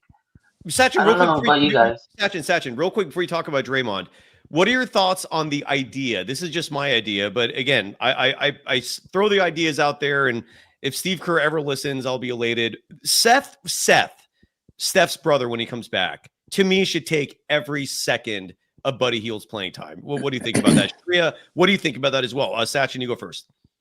No, I mean, I think I agree. I think Buddy, he's pretty one-dimensional. If he's not shooting the ball well, like, there's no real reason to play him. And he's kind of a rhythm shooter. Like, if he's playing well and he's hot, yeah, go for it. He's gonna score either 25 points or like 3 points. There's no real middle ground for him. So yeah, I think Steph comes back 100%. He's a great shooter. He's one of the best 3-point shooters in the history of the game. Like, if you just look at the percentages of the shots and stuff. So yeah, I think he should totally take the minutes that Buddy has right now. Shreya, November 11th. That's it's officially November 1st today, and so 10 days and counting. If what I've read from various sources is correct, I don't know if that's true, but the Warriors themselves said mid-November for Seth Curry's comeback. I can't wait to see Seth, especially for those Buddy minutes. To me, that just makes perfect sense. I think Steve Kerr, if he's going to have a guilt-free decision regarding Buddy Hield being phased out, Seth would be that guy. Shreya, what are your thoughts on that? Is that a little too extreme? No, that's who I'm looking forward to. I know a lot of people keep saying Milton. Milton's coming off of an injury. I want everyone to remember that. Yeah. I feel like a Yeah. lot of people are like Milton. We're going to be good when Milton is coming off of an injury. And when you come off of an injury, you do not move the same. Remember Clay, his defense changed. So we Mhm. have to remember that. Like, I'm excited for Milton, but I know it'll take some time for him to get where he needs to go. We're waiting on Seth. Seth's not injured. Nope. It's just, He's ready. he's ready. So I'm looking forward to him simply because it's his brother. And if you play with your sibling, you know what they like, you know how they move. You have that chemistry. That's who I'm looking forward to. And I think that's why he's there. I think Steph got to the point. Well, he says that Steph wanted him to play with him for the longest. It was basically him that was like, no. But I think it makes sense, and I think it's deliberate because it's like, look, I need some help, I need some rhythm, I need someone that I can play off of, and it's your brother. I mean, who else? KKS in our chat saying that they don't know enough about Seth's defense to be excited. I can tell you, I've watched a lot of Seth Curry minutes. He is sound defensively.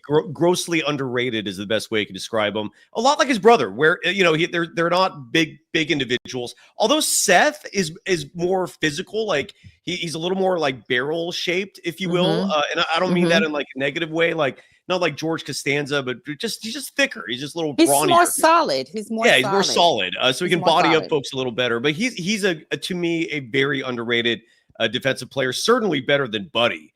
And only 1 inch separates those two. Sachin, you wanted to talk about Draymond Green as well. What are your thoughts there? Sorry to interrupt you. It's all right. I don't know. I think Draymond, he looks kind of just out of shape to me. Defensively, he's fine, but bro, he's got man titties. You see him wearing a jacket and stuff. Ooh, the man cheese. You never want that accusation as a. He's not a good look for a basketball player, man. I get it. He's 35. Quick question though: Do you think Draymond? If what you're saying is true, because you're not the only one, I've had a lot of people bring that up to me. That dude, is Dre out of shape? Like he looks old, which is crazy because Dre actually put in work this offseason. So I don't think he's stoked. He would be stoked hearing that. And another side note, Draymond Green is very active on Threads. He will likely read your replies. So if you want your message to resonate with Draymond Green, just sign up for a Threads account. I think if you have Instagram, it'll automatically migrate all the followers and your profile photo and stuff. If you haven't done it yet, but you're not the first one. And if you're, what I'm trying to probe here is, in your opinion, Sachin, if what you say is true, is it because he's been eating one too many cheeseburgers, or is age starting to catch up? Like, what are your thoughts there? I don't know. He's old, I bet he's just enjoying life. You know what I mean? He's a good man. Listen, if James Harden can show up with a gut, Draymond can show up with some man titties. He's fine. Don't worry about him. Yeah, he's a legend, so I'm not gonna. Yeah, you don't have to worry about Draymond. Love it. Sachin, what are you up to on a Saturday night? Nothing, bro. I'm just at home chilling. Nice. Just drinking bottles of Pacifico and just pissed off about the Warriors. Yeah, man. Nah, but one last point. I think GP2, he should not play again. I've seen enough from GP2. He looks so washed. It's just kind of sad at this point. He can't really score no more. His cuts are fine, but can't really finish. Defensively, he looks cooked. He doesn't provide anything really. I think Will Richard should take all his minutes right now. I think it shouldn't even be a question in my opinion.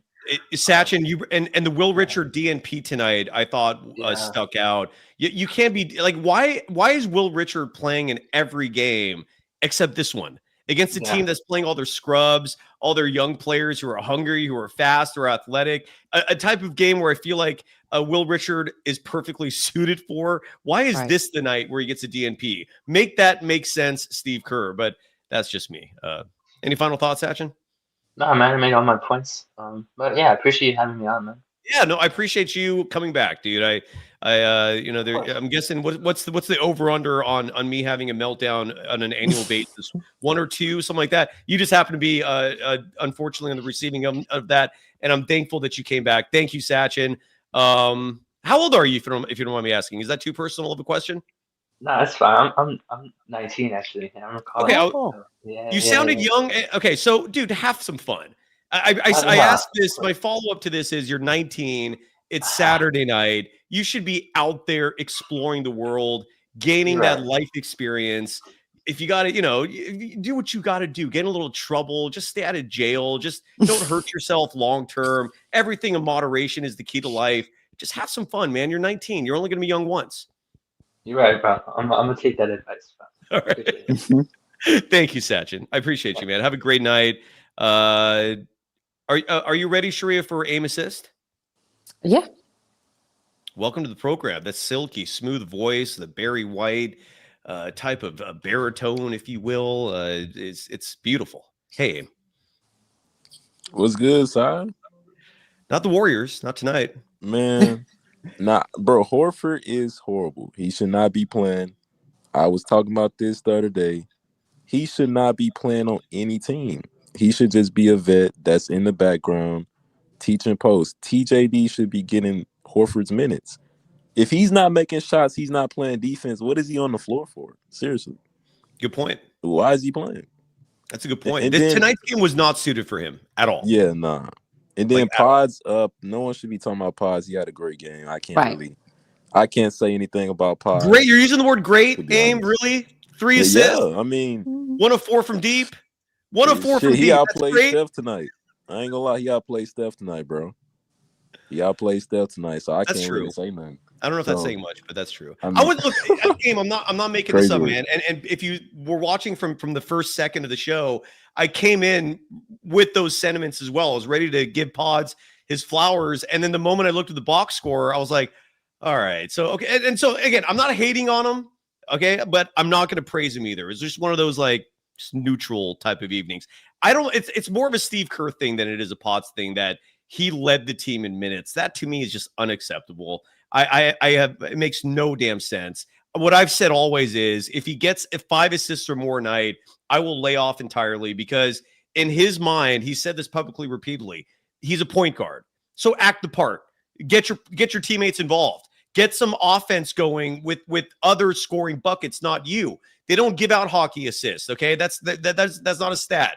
Get some assists. I want a minimum of 5, especially if you're the leading a minutes getter on your team. And 3 assists, unacceptable. That's why I really push back against calling him, saying he has a great night. Never mind the fact that he was 1 of 4 from deep. He should be making his free throws at a more consistent level. Did the dude here? I'll look up the exact percentage just because I'm curious at this point now what Brandon Pajemski is shooting on the year from the free throw line, and Pods should be like 80%. I don't see any good reason why Brandon Pajemski is not an 80% or better free throw shooter. But then I'm looking at the actual numbers, and Brandon Pajemski is near the bottom of his team. The only player, I'm not making this up, true story, of all the players who have shot free throws this season, the only player on the roster with a lower free throw percentage than Brandon Pajemski is Draymond Green. Pods is shooting 60% from the free throw line.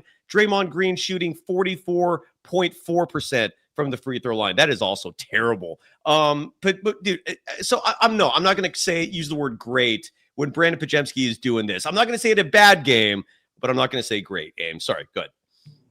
I mean, I don't know. He was one of the reasons why we even got a lead in the first place. So I can't really say that. But I don't know, man. JK, why was he sitting all the time in the third quarter? Like, what was the reasoning for that?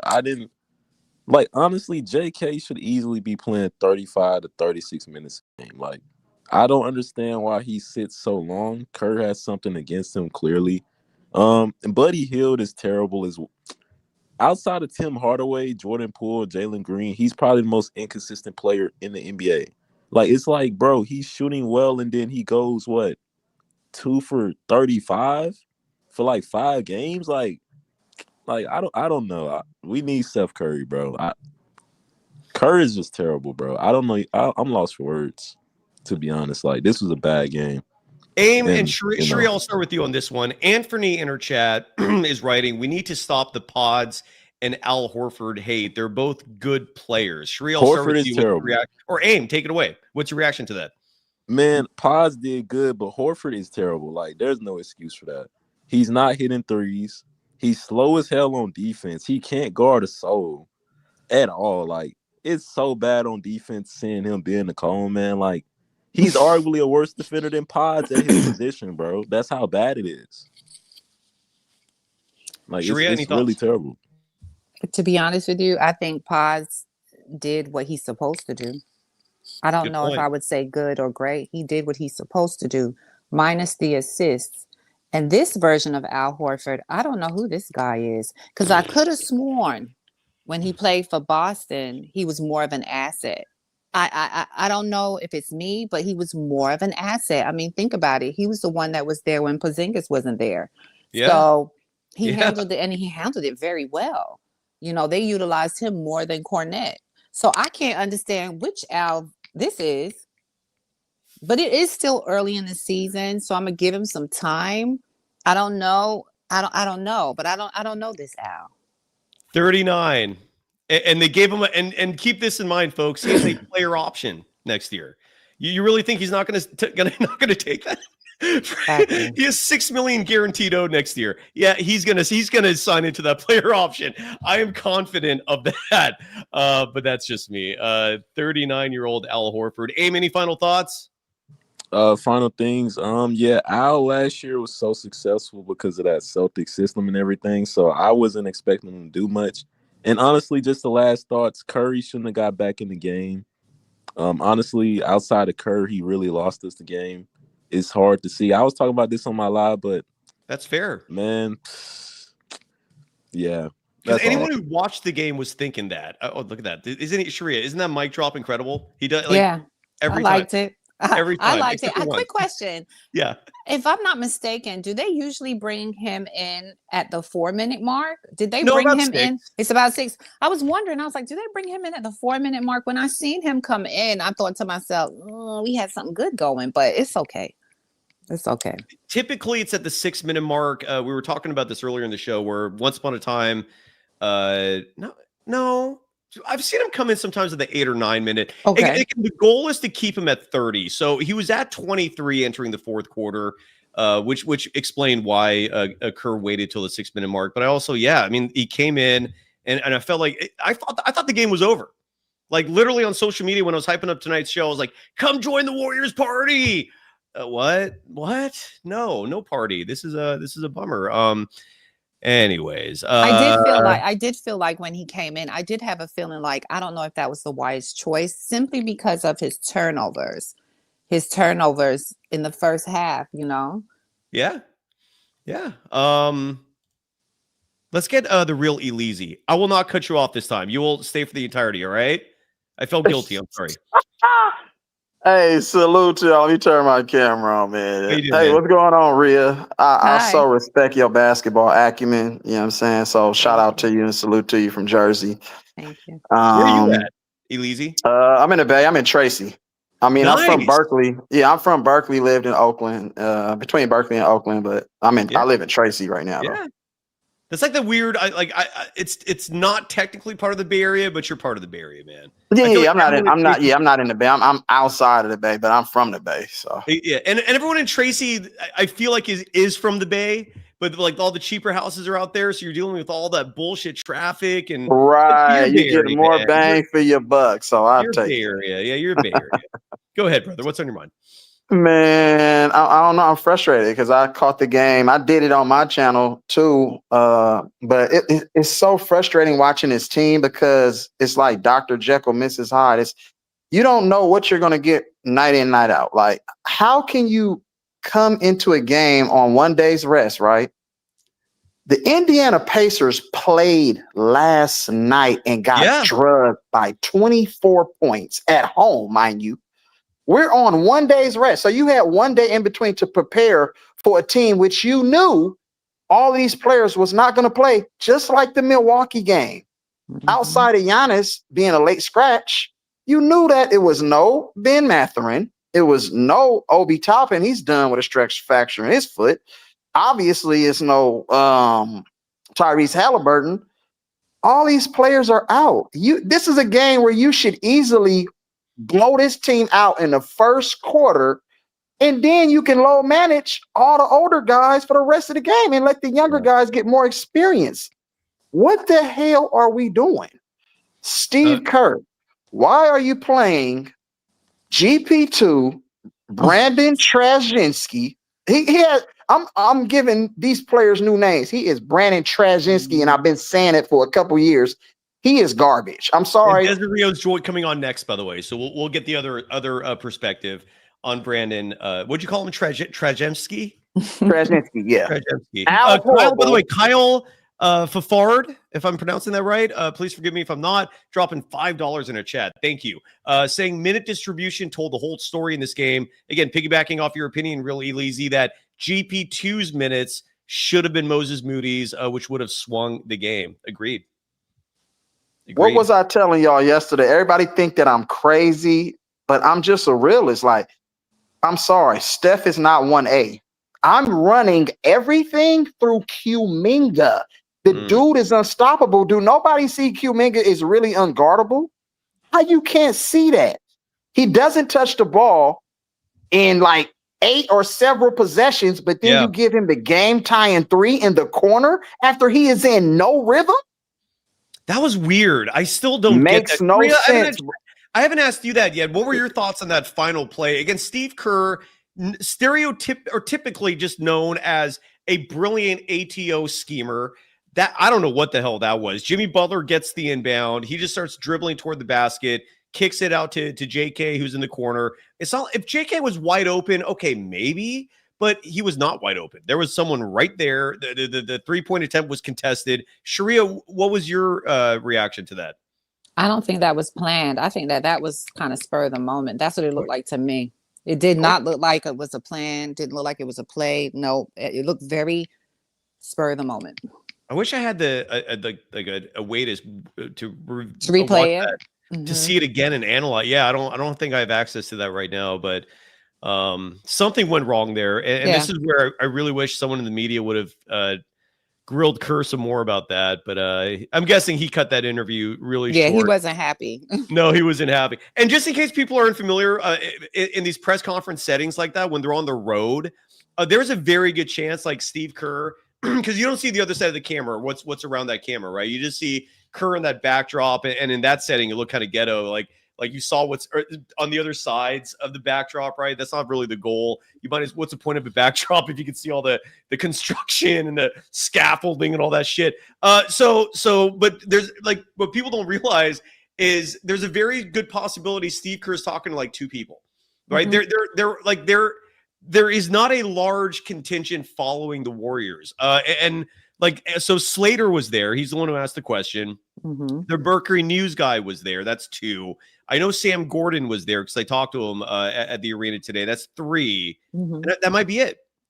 I don't know if Danny Emmerman was there too, but my point is that's what the setting is. So if in your mind you're thinking it's like this whole room of reporters and they're like, hey, no, it's like Kerr just talking in this empty room with him, Raymond Ritter, and like just 3 people, and that's the setting. And so if Kerr's in a bad mood like that, I can see the reporters kind of like, not tonight, But anyways. I remember you said that before. I kind of figured that he was probably speaking to people he was comfortable with. So, Elise, any final thoughts? Final thoughts is we need to really get better. And it starts in practice. It starts in analysis, in your off days, as far as preparing your body. Also watching game film, because that's how you get better and develop your IQ also. But we have to get better on all levels. I don't know what Steve Kerr's schemes are, but I would say that his offense, and I've been saying it for the longest, sound like a broken record. I think he needs to tweak it a little bit. I think sometimes less is more. So I think we should run a little bit more methodical sets, like get some more post-ups, maybe get some more drags, you know what I'm saying? Some more, like, let Kuminga play in a dunker spot. Like, we're not getting easy back. Jonathan Kuminga is the only one that really generates easy baskets. Everything is so hard to do because you have a playmaker who's not a playmaker. Brandon Pajemski, he cannot shot create, and he can't play make. And he has the ball in his hands a lot. Can we get a real point guard in the game? Pat Spencer is bigger, stronger, a real point guard, and way better. Well, and that's where, again, how does he not get any that's where minutes? Doesn't make sense, Anthony man. Melton coming back, I think, is going to be huge because that fills exactly the void you're talking about. And Sharia is right too, where it's going to be a slow easing in his comeback. He's going to be reevaluated in 2 weeks. Be prepared to start seeing stuff practicing with the team already. So he's going to be reevaluated in 2 weeks. And if the moment Rick Celebrini gives that green light, it's going to be a welcome addition. I'm honestly more excited about Seth. I really am, dude. Like if we're not like, can you picture just the Curry brothers out there together, like suddenly being competitive with each other about a box score? I can't wait, man. That's going to do. And you know what? Seth IQ is just like Steph IQ. Mm-hmm. The ball finds him. He gets to open spaces. Buddy Hield, sometimes when I watch him, he crowds other areas. He'll cut when somebody is there. He'll run into his own teammate. Jimmy Butler had to yell at him the other night because he was in the damn way. He's like, what are you doing? Why are you bumping into me? We need high IQ players, and that's the only way Steve Kerr is a good coach, because he doesn't have to do the thinking. When you have high IQ and older veterans on the court, they're the coaches on the court. They think for themselves, so they know everything to do, all the sets to run. And Steve Kerr doesn't really have to draw any schematics up. But if he's dealing with a young player, you can really tell that he doesn't really know what he's doing. He's teaching these young guys. It's like backwards. It's like, dude, these players, everybody isn't Draymond Green. Right. Like, you have to use these players to their skill set, because they all have a skill set. That's how they got to the NBA. If you watched them in college and high school and so on and so forth in the G League, like, you know what I'm saying? So it's just we need less is more, in my opinion. And I think Kuminga should get at least 25 to 30 shots a game. That's just me. But we'll see how it plays out, though. Thank you, guys. And again, people can follow you on your social media channel, on your YouTube channel. I apologize, at Real Eleazy. Real Eleazy, well, and that recording stays there. So if you miss his post game show, just go to the channel and watch it after the fact. It's all good. Thank you. Appreciate you, man. You too. You too. Sharia, are you ready for Desiree? Of course. Our resident Brandon Pajemski defender. Yes.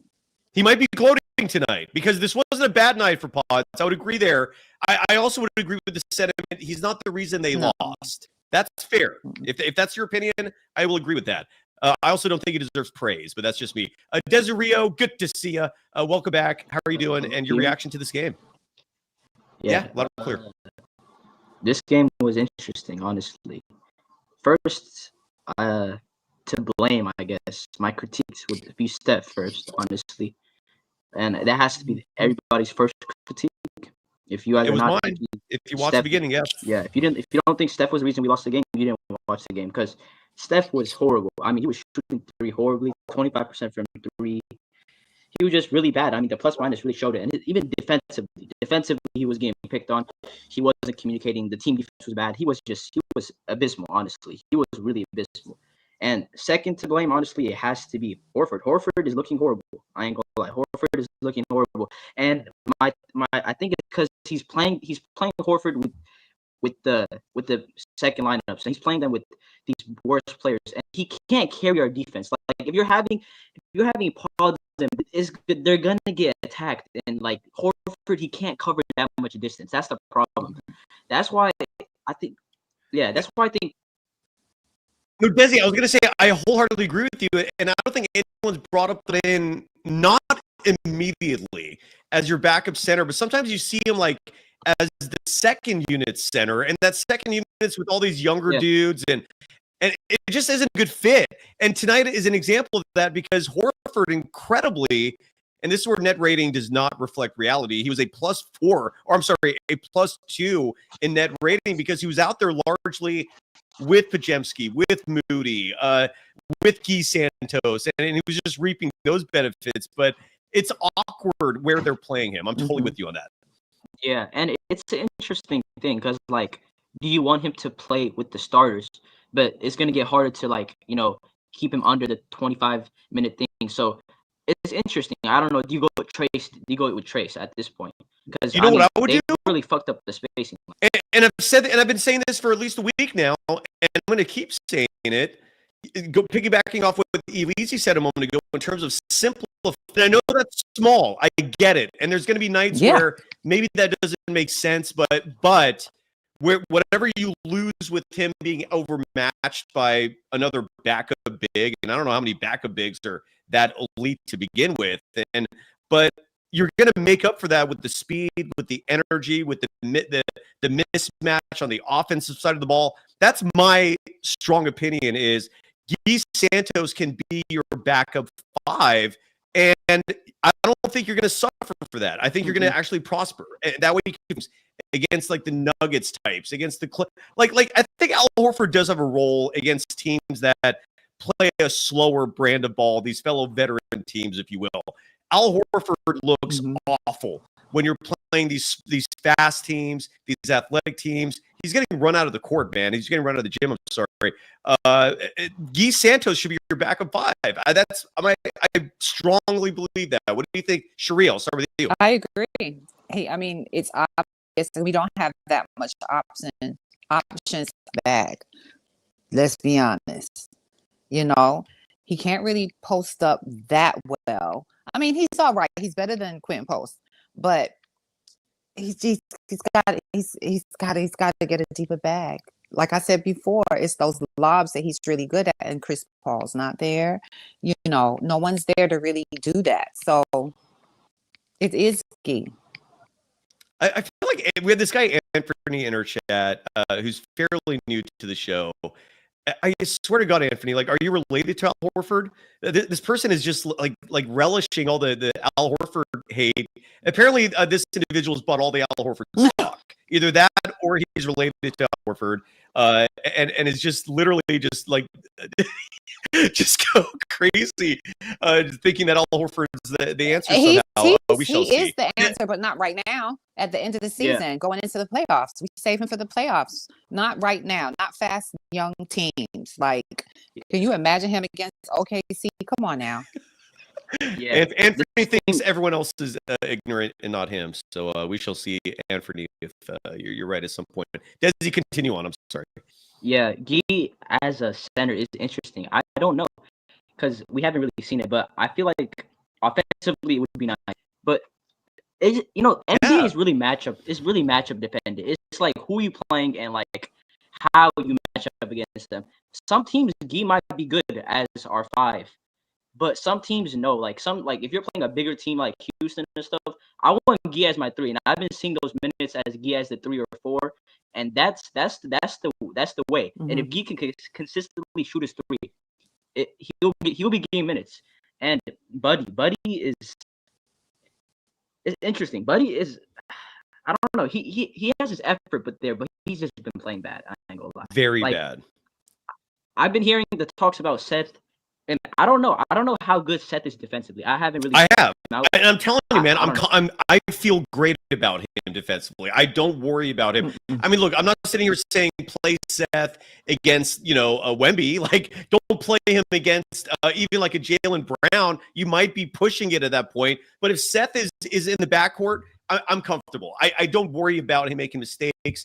I don't worry about other players blowing by him. He's a sound defensive player, man. I the odd man out and had to wait until November 11th to start playing, but I'm telling you, folks, it's going to be great basketball when he shows up. I think so. Yeah, we'll see, but yeah, I'm not as high as you, but I think he'll be more productive than Hield at least, just because I don't know. I feel like Buddy's just dumb. I don't know. I don't know. He just acts dumb. Well, so I feel like isn't he like he's from the Bahamas, so I don't judge him based off like his speech pattern or any of that stuff. I don't even know if English is his first language. I just feel like okay. I don't know. I can't say this, but I feel like Seth will play more smarter than Buddy. The best percentage, I believe, last year. So you're not going to lose anything on shooting. So I think he will be good. But Draymond Green is out of shape, and he's hurting our offense. It's really bad. Do you agree with that sentiment? Because he's the second, and both are youngsters. I feel like Desiree and Sachin, both on the younger side. Desi, if I have your age right, you're 18 or 19. They both are seeing Draymond as pudgy and fat. Sharia, do you see the same thing? Because Draymond to me looks pretty much the same as he always does. Looks the same. Yeah. Honestly, like for the past 2 or 3 seasons, he looks the same. But I've also heard that he comes into the season out of shape and he works it off. So maybe that's what he's doing. I've seen him on the bike. Yeah, I'm not concerned. You're right. He was. I'm not concerned for the season, but for us starting the season, he is definitely out of shape. Like defensively, he still does it. Like I don't know how he does it. Like out of shape, he's still like a god defensively. He be helping us on the switch. He saves our defense. Like you don't know how bad our perimeter defense is. It's just really bad. But offensively, he's hurting us. Like he's shooting the 3 well, but like I don't know. He's not as involved. And like they've changed the offense really. Like it's not completely motion. Like Armando was saying, like they be getting the ball to Jimmy in the post. They be mismatch hunting, and then they be doing off-ball screens for Steph. And I don't know if that's why Steph is shooting bad, but like, yeah, they definitely changed the offense, and they've been giving Kuminga the shots. Like I don't know. People in the chat been saying Kuminga is on the leash. He is not on the leash. He's been getting the shots. Desi. Let me stop you there for a second. That's not what people are saying. What they're saying is late in the game, second half, fourth quarters, like his everything you're seeing about Kuminga that's looking amazing in the first half, he's playing a reserved, like Andre Iguodala type role, much more so in the second half. And in the fourth quarter of tonight's game, a friendly reminder, he had 4 field goal attempts, but that includes that corner 3. And when you compare him to other players in the fourth quarter, Quentin Post had 6 field goal attempts. Stephen Curry had 7 field goal attempts. Jimmy Butler had 5 field goal attempts. So Kuminga only had more field goal attempts in the fourth quarter than Draymond, Podziemski, and Moses Moody, who did play 2 minutes 47 seconds. That's the argument I think people are making, is that late in the game, maybe Kuminga should start taking over more. Yeah, I mean, some of the shots Steph had should have just went to Kuminga, honestly. Steph would just, Steph should have realized, he was having a cold game. And they had a good defense. They had Neesmith on it. Neesmith is like a top 5 defender. Like, so, yeah, it sucks. And I've been noticing, I think, like, I don't know, because it might be because of the age, but the Warriors, when they see a team that they're supposed to be, they just sell. They just sell. They should have beat Milwaukee. Milwaukee was underhand. They lost. Pacers, they lost. And I'm interested. I don't know. It's been a small sample size, but like, are the Warriors just going to be ass on the road? Like, is this what it's going to be? Because I hope not. Back to back, and like, the You're Pacers right. We're off a back-to-back game, and we still lost. So no, Desi, that's a good point you bring up, and I'm going to look right now because something tells me the Warriors are 1-3 on the road this year, because the opener was in LA and they won that. But since then, they played Portland, they lost. I'm looking at the standings now. So the Warriors with this loss tonight dropped to 8th in the standings, 3-0 at home, 1-3 on the road. Look, hopefully it's just a coincidence that they've lost 3 straight on the road. All 3 of those noteworthy against opponents who, again, were missing key players, who were relying on youngsters, who just playing a very loose, free-willing style of basketball, and that's not typically the framework for what veterans are looking for to optimize their skill sets. But this is where I think Kerr is failing. When you're playing opponents like that, why isn't Guy Santos getting heavy minutes? Why isn't Moses Moody getting heavy minutes? You gave Podziemski heavy minutes, fine. But why are you not? Why is Will Richard getting a DNP? Make that make sense. Quentin Post, who, whether you think he had a good or bad game tonight, 12 minutes, 49 seconds. To me, like, Kerr needs to rely, and I know one of his key issues is trust. That he just has a hard time trusting young players who are not named Brandon Podziemski. He needs to trust these guys more, and that means letting them play through mistakes. That means, oh, you did something dumb, I'm just going to let you keep going, not get the hell out of here and reflect on your mistake. That's not good teaching. You need to let these people play through the mistakes. That's my take. Yeah, I mean, I agree. Like, some of our young guys, like, Moody, I guess. Moody specifically, I feel like maybe should have got more minutes. He wasn't bad. He was good defensively, but I mean, he was really unwilling to shoot the three. I noticed. I don't know if it's his thumb or something. I feel like he might be injured. I don't know, because like he was unwilling to shoot the three, so that was bad. But Moody was still nice, and Pods Pods was nice. I ain't gonna lie, Pods was chill. He was offensively, he was what we wanted, honestly. And if he could keep these games like this, I don't know how we could continue the hate of Pods and think that he's not a rotational player or something like that. Like if he has the potential to like produce nights like this, I think he has a role on our team. So Yeah, no shit, obviously. But Desario, like do you justify the free throw shooting? no, that it's bad, but it's a small sample size. We'll see. Like I don't think he's like this bad of a free throw shooter. It's been 7 games, so I'm gonna wait for it to like let's play 20 games. And if he's shooting this bad, we can actually have real convos because like it's small sample sizes. So Do you know what his career free throw shooting percentage is? it's probably what 70. 69.6. So it's not a small Good. sample size. It just needs to improve. That's a big sample size. It just needs to improve. Like to me, like Pajemski, there's a He couple doesn't things. get to the line that much. He's not like I don't be seeing him get to the line like that. Like you could correct me if I'm wrong. Does he? Well, he's not a high volume free throw shooter, but he gets there. It shouldn't matter, is my point. Like there were stretches where Like, Klay Thompson wouldn't get a free throw attempt for like 5 games, and then suddenly he'd be at the line and he's a perfect 8 for 8. Like shooters just love to shoot, and when it comes to free throws, they usually relish those things. Look, to me, Pajemski has 3 things that he needs to do if I'm gonna like just embrace him being like having a significant role. One is consistency. This was a good night tonight. I'm not going to call it great because he was 1 of 4 from the 3-point line. That's just, you can't spin that, dude. That's 25% shooting. And I don't think that's acceptable. He shot the same percentage as Steph though.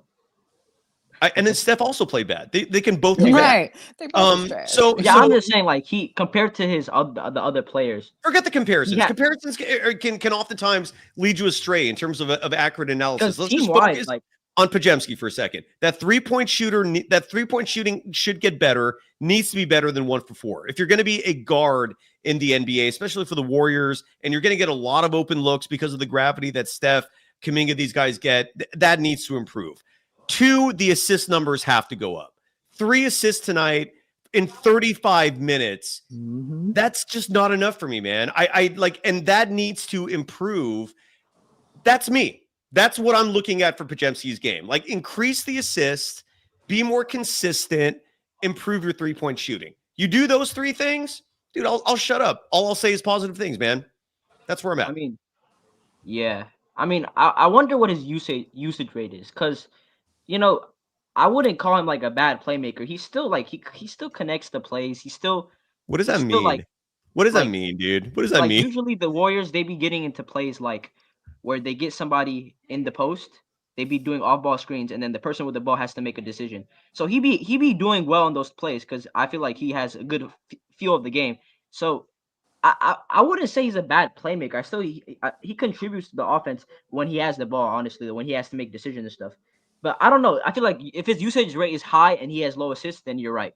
But if he has a lower usage rate, then I feel like penalizing him for low assist amounts is like shouldn't be too critical. But I don't know what his usage rate is. Well, to put it in perspective, and I know just a second ago I said don't compare, but just to this should add some perspective for you. Why is Buddy Hield getting more assists than Brandon Pajemski? Buddy Hield had 4 assists tonight. Pajemski, like, and I don't know if that's an experience thing in terms of a better vision on the court to find players who may be in rhythm, in right situations to score. But great guards don't have meager assist numbers like this. He's averaging 2.7 assists on the year. I personally just want to see more than that. But that's that I'm looking up his usage rate, by the way, just to see what that is because I'm curious myself. And his usage on this year currently through 6 games, so doesn't include tonight. It's at 16.7%. Last year was 17.7. His rookie year was 14.9. And I think the stars are usually in like the 25 range. Like who's a good comp for Pajemski for usage? Like Draymond?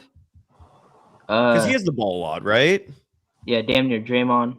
or Mhm. Kuminga. Draymond and Kuminga would be good. Well, I don't think Kuminga's usage rate is high. Like he's. I mean, he barely brings the ball up. Hold on. So Draymond Green, his usage.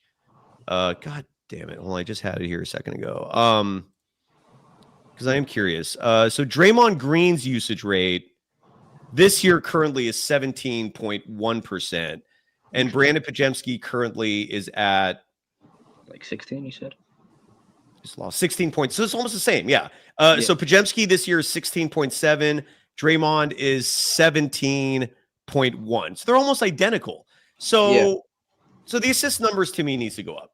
That's just my take. Yeah. Yeah, okay. That's understandable. But again, I'm not blaming him for tonight, man. He's not the reason they lost. And I haven't said that once. I just That's look, what I just wanted. I don't want to hate on anybody, man. And Steve Kerr clearly loves this kid. In a perfect world, he lives up to the hype. Let's hope he does. Let's hope he builds off this and he doesn't follow this up with a game where we see 6 points and 1 assist and like I don't want to see those anymore. I don't want to see triple singles anymore. That's I want to move on from that. Desi, any final thoughts? And what are you up to, Seth? Sharia, I'm sorry. I feel like I'm talking so much. No, what's your take on Pajemski? I mean, he should be a better facilitator. I mean, if he's playing that position, he should definitely have more assists. I mean, I don't think that's too much to ask for. I mean, if you're on the floor for that amount of time, what are you doing? Desi, what do you? I asked Satchin a moment ago. It's Saturday night. I advised him to go out and live. What are you up to, man? Not today, but tomorrow I'm about to link up with some friends. So and do what? I want to live vicariously through you, dude. I'm in my 40s, man. All I do is just sit at home with my dog. Too. We just about to get lit. We just about to get lit. No, I'm crazy about party and shit. But like, yeah. Good. Go get lit. Go have fun, man. Yeah, for Make sure. some mistakes so you know what you like and don't like. Just go out there and enjoy yourself. Just stay out of the hospital. All right. Or jail. Or jail. Yeah. Don't get your parents involved in something. Like I think that's the best sound advice. Yeah. Keep the parents out of it and you should be okay. Because if they have to bail you out or if they have to come see you in a hospital, no bueno. That's not good. Any final thoughts before I bring on Bloomer Vibes to start wrapping it up? Consistency. That's what we need to see from our players, honestly. I don't even know what I'm gonna get from any of these players, Steph and Jimmy, and they got to be efficient too. So consistency and they got to lock in. That's all I got to say. It's the beginning of the season. We cannot get in a loss drought, and we cannot fuck ourselves up for later this season. So we got to start strong. We got to win these games, and yeah. So the Warriors after this, because I haven't once mentioned what's coming up, they do get 2 days off, and I think it's a needed 2 days. They're going to be at home hosting the Phoenix Suns. And then and that's the first of a back-to-back. They're going to play the Sacramento Kings on the road the very next night. I consider those two must wins to make up for these two disasters. And then they're on the road at Denver. Oof. And then they come back home to host the Indiana Pacers on Sunday, November 9th. And you bet your ass the Warriors going to want revenge for that one. Oh, yeah. So, Desi, have a great night, all right? All right, you too. Good call. And one other thing before you go, Desi, you brought up one other thing too that I think was accurate, and that's the Warriors' perimeter defense. That needs to improve. I am so exhausted, frustratingly exhausted, watching other teams just put up threes like no one's defending them. Even when there's someone near them, I don't feel the contest. I don't see an effective contest. They're just like they look like open looks. Like force these guys to either take difficult shots, force the ball out of their hands, or force them to drive since your defense is designed to handle that and make them take extra passes that could result in turnovers. The open looks, just the wee, I got the ball at the 3-point line. Oh, there's a defender 2 feet away from me, but who cares? Because they're not going to do shit. Wee, like that needs to stop. That has to stop, man. This Warriors defense, the perimeter is failing. That needs to improve. I thought that was an astute observation you made there. Yeah. That's why Melton will be important. I ain't gonna lie. He's gonna give us what we need. And that's why Moody. It's Moody. It's Moody that would handle that. Yeah, Moody. When Moody's not injured and he shoots the three, he's getting more minutes than Potts. Trust me. If he can shoot the three, he will be getting more minutes than Potts. Melton is the one. He's the one. If he can stay healthy, he's that beast. I love that Anthony is so confident the Warriors going to win a title this year. I agree with you, Anthony. I'm like, I might be the only person out there who's predicting a championship. I still believe it. I just don't want bad patterns emerging. I don't want the Warriors to be like hanging around 500 all year because Steve Kerr just can't figure it out because is just gonna experiment all year. There is no need for the experimentation. This team has a lot of good talent on it that you just got to play the right guys. And for whatever reason, Kerr just can't figure that out. It's insane. Right. Desi, have a great night again. You were awesome. Bloomer vibes. And Ken, and we'll wrap it up. We'll be done after that. I'm getting exhausted. I haven't even had dinner yet. Sharia, what'd you do for dinner tonight? What was on your dinner plate with you and your girl? I had sushi for lunch, and my husband made tacos for dinner, so I'm fine. Oh, you got a good hubby, dude. Like, is it I do. ground turkey or ground beef for the tacos? He did beef. He actually did a burger and just sauteed it and diced it. That's delicious. I Homemade know. tacos are amazing. Were the shells hard or soft? Soft. Oh, bravo. I'm a crispy taco guy myself, but either way, soft is so good. I make breakfast tacos every day. And my dog gets a breakfast taco, but like without this shell and the bad stuff. I spoiled the little guy. All right, let's start to wrap it up here. Bloomer, have you ever been on the show before? Bloomer? We'll come back to you. Ken, are you ready? I see you like doing something there. Can you give me a thumbs up if you're ready to making myself dinner, my friend? Beautiful. What are you making? You're gonna laugh. Frozen Stouffer's lasagna. I ain't laughing. That sounds good. I added some slices of provolone cheese on it, and grated Parmesan. And then I put the Kraft Parmesan on it on top. Dude, I love cheese, man. I haven't had Cocoa Puffs in like 20 years. I'm not exaggerating. Dude. So they were on sale. Yeah. They were on sale the other day. So I grabbed a box. Is my camera catching it? I grabbed a box of each, and I never mixed them up before because Cocoa Puffs are pretty much chocolate kicks. Yes. That's all they are. Yes. So, and it was amazing. They're amazing together. And anything that's on sale at the grocery store, you're buying it. Oh, fuck yeah, like dude. anything. You better believe you're it. saving money where you can. That good stuff. So what is on your mind? You're gonna cook and you're gonna talk like a chef. What is on your like a chef on TV? What's on your mind tonight, Ken? I just I started watching the game. I saw only the first three. I saw like the first half and the beginning of the third quarter. And it looks good so far. I didn't see the fourth. I heard the fourth was terrible, but I thought we had a chance, and just turned out that we shit the bed. They did have a chance, I think. Are you making a chance? Sorry. Anthony's alleging. Are you putting Skittles in your lasagna? That sounds disgusting. I hope that's not true. No, hell no. I was turning off the lights because I'm going back to my room. Gotcha. With my Well, don't go out of your way, man. We're wrapping it up anyways. I need to go. No problem. What's on your mind? It's no problem at all. So but yeah, that's just all. I just wanted to check in and say what's up. What's up? But yeah, that's just all. I got it on my TV in here too. So yeah, that's it, and just. Thanks for having me on, Cy. That's it. Just saying hi. Just to check in. Yeah, just saying hi. Saying hi. What did you think about like an hour ago when we had James? Is it Udon? Darn it, I forgot his last name. The actor from. So I checked in. I had gone upstairs to put the lasagna in the oven when that happened, and I came back and I heard you guys and I saw the live chat going off about how awesome this was, and after a terrible loss. And I didn't know what had happened. So can you inform me, please? Happily. I'll happily summarize again what happened there. There's a show on Apple TV, and it's an awesome show called Chief of War, and it's all about 1700s Hawaii and what was going on. The one with Jason Momoa? With Jason Momoa. Have you seen it? Okay, yeah, I heard about that. It's an awesome show, dude. And it's all about, this is after James Cook, because in case you don't know your history, Captain Cook died, I think off the coast of Maui. Yeah. Or was it the Big Island? It was what it was. I think it might have been the Big Island actually. And so this takes place soon after that. So all the Hawaiian people, like they've seen the white man at that point. They're familiar. And that wasn't their first experience, but it's still like a foreign concept. So the show's exploring like how white nations just out there conquering, how Hawaii first came on the Colonizing, radar. man. I know all about it. I'm a big history buff, my friend. Yeah.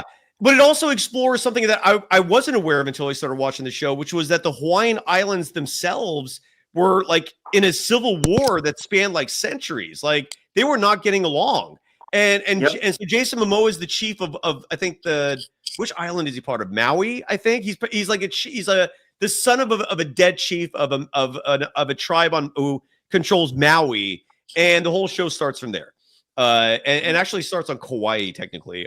So it's all about the Hawaiian Islands in the 1700s. I don't know how it ends because I'm 6 episodes in, but it's some riveting shit, man. I'm a huge fan.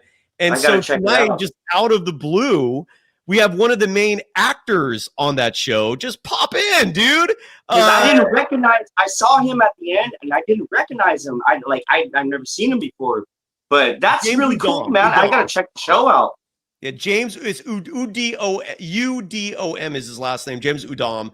And I'm waiting for Udom. Yeah, U D as in dog, O M as in Mary. Udom, Jason Udom.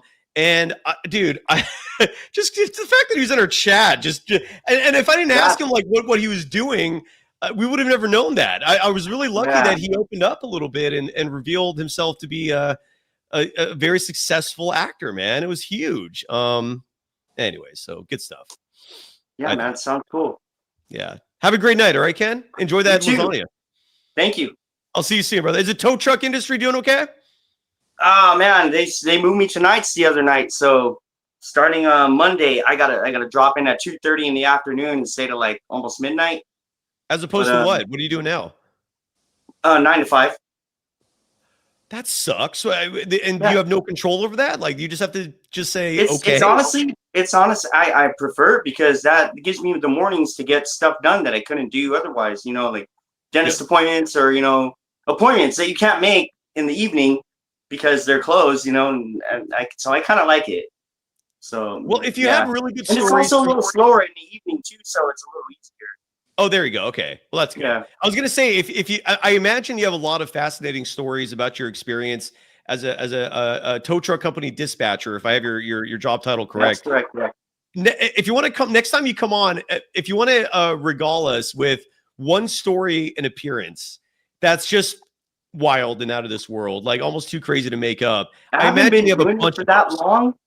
I got to be honest, I haven't been doing it for that long, but I have heard firsthand many crazy stories, so I can relay those to you guys. Yeah, just one in an appearance. Yeah, honestly, last night I heard a wild one, like insane, like somebody like literally a meth head sneaking into the yard.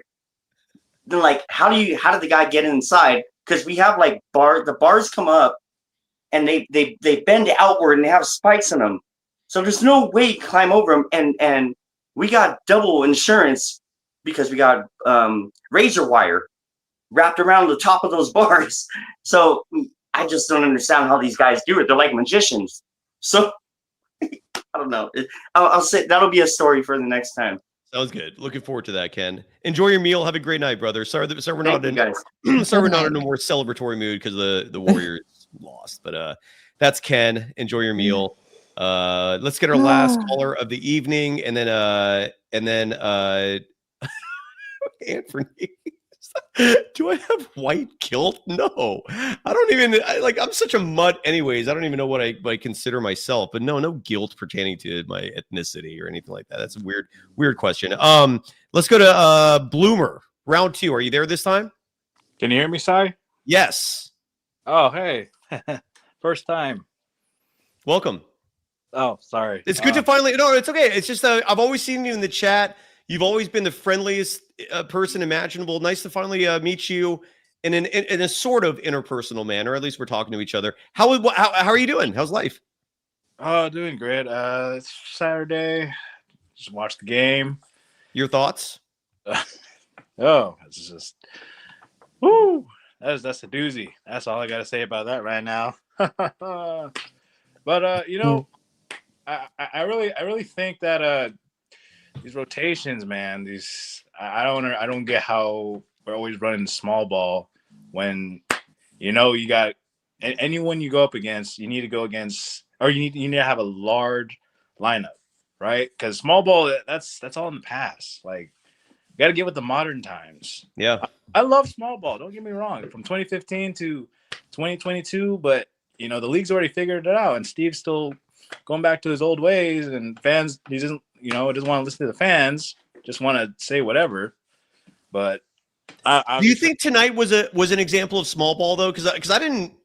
To me, there's a clear cut difference between small ball and hobbit ball. And what I mean by that is like if you want to call what the Warriors were doing from 2015 to 20 or 14 to 19, that incredible 5-year run where they made the finals every season. Like if you want to call that small ball, fine.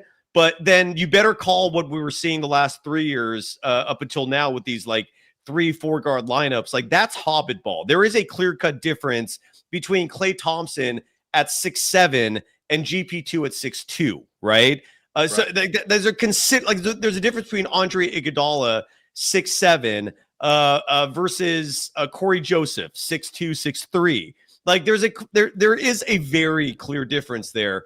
Did you see small ball tonight, or did you actually see hobbit ball? Because I didn't feel the hobbits tonight. I don't know about you. I mean, I just don't. I'm not a fan of that. Like when Pajemski and Buddy, and even when you put extinguish that. Like we need size. Like mix it up. Curry. Yeah.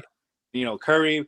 Obviously, I mean, I would like when Melton comes back, or even Seth, and then you put like Kuminga, and then Jake, and then Butler. And then you put Draymond, and then you can put like Post, or even I personally would like TJD to get some minutes. I feel like he's very underrated right now, or even Santos, right? Like you said earlier, Santos. So, like we really need to like with these younger more Gee. That's what I want. Mm-hmm. Yeah, with these teams and back to backs, like I don't even know if it's like an Adam Silver hate thing because he's giving us a lot of back to backs, you know.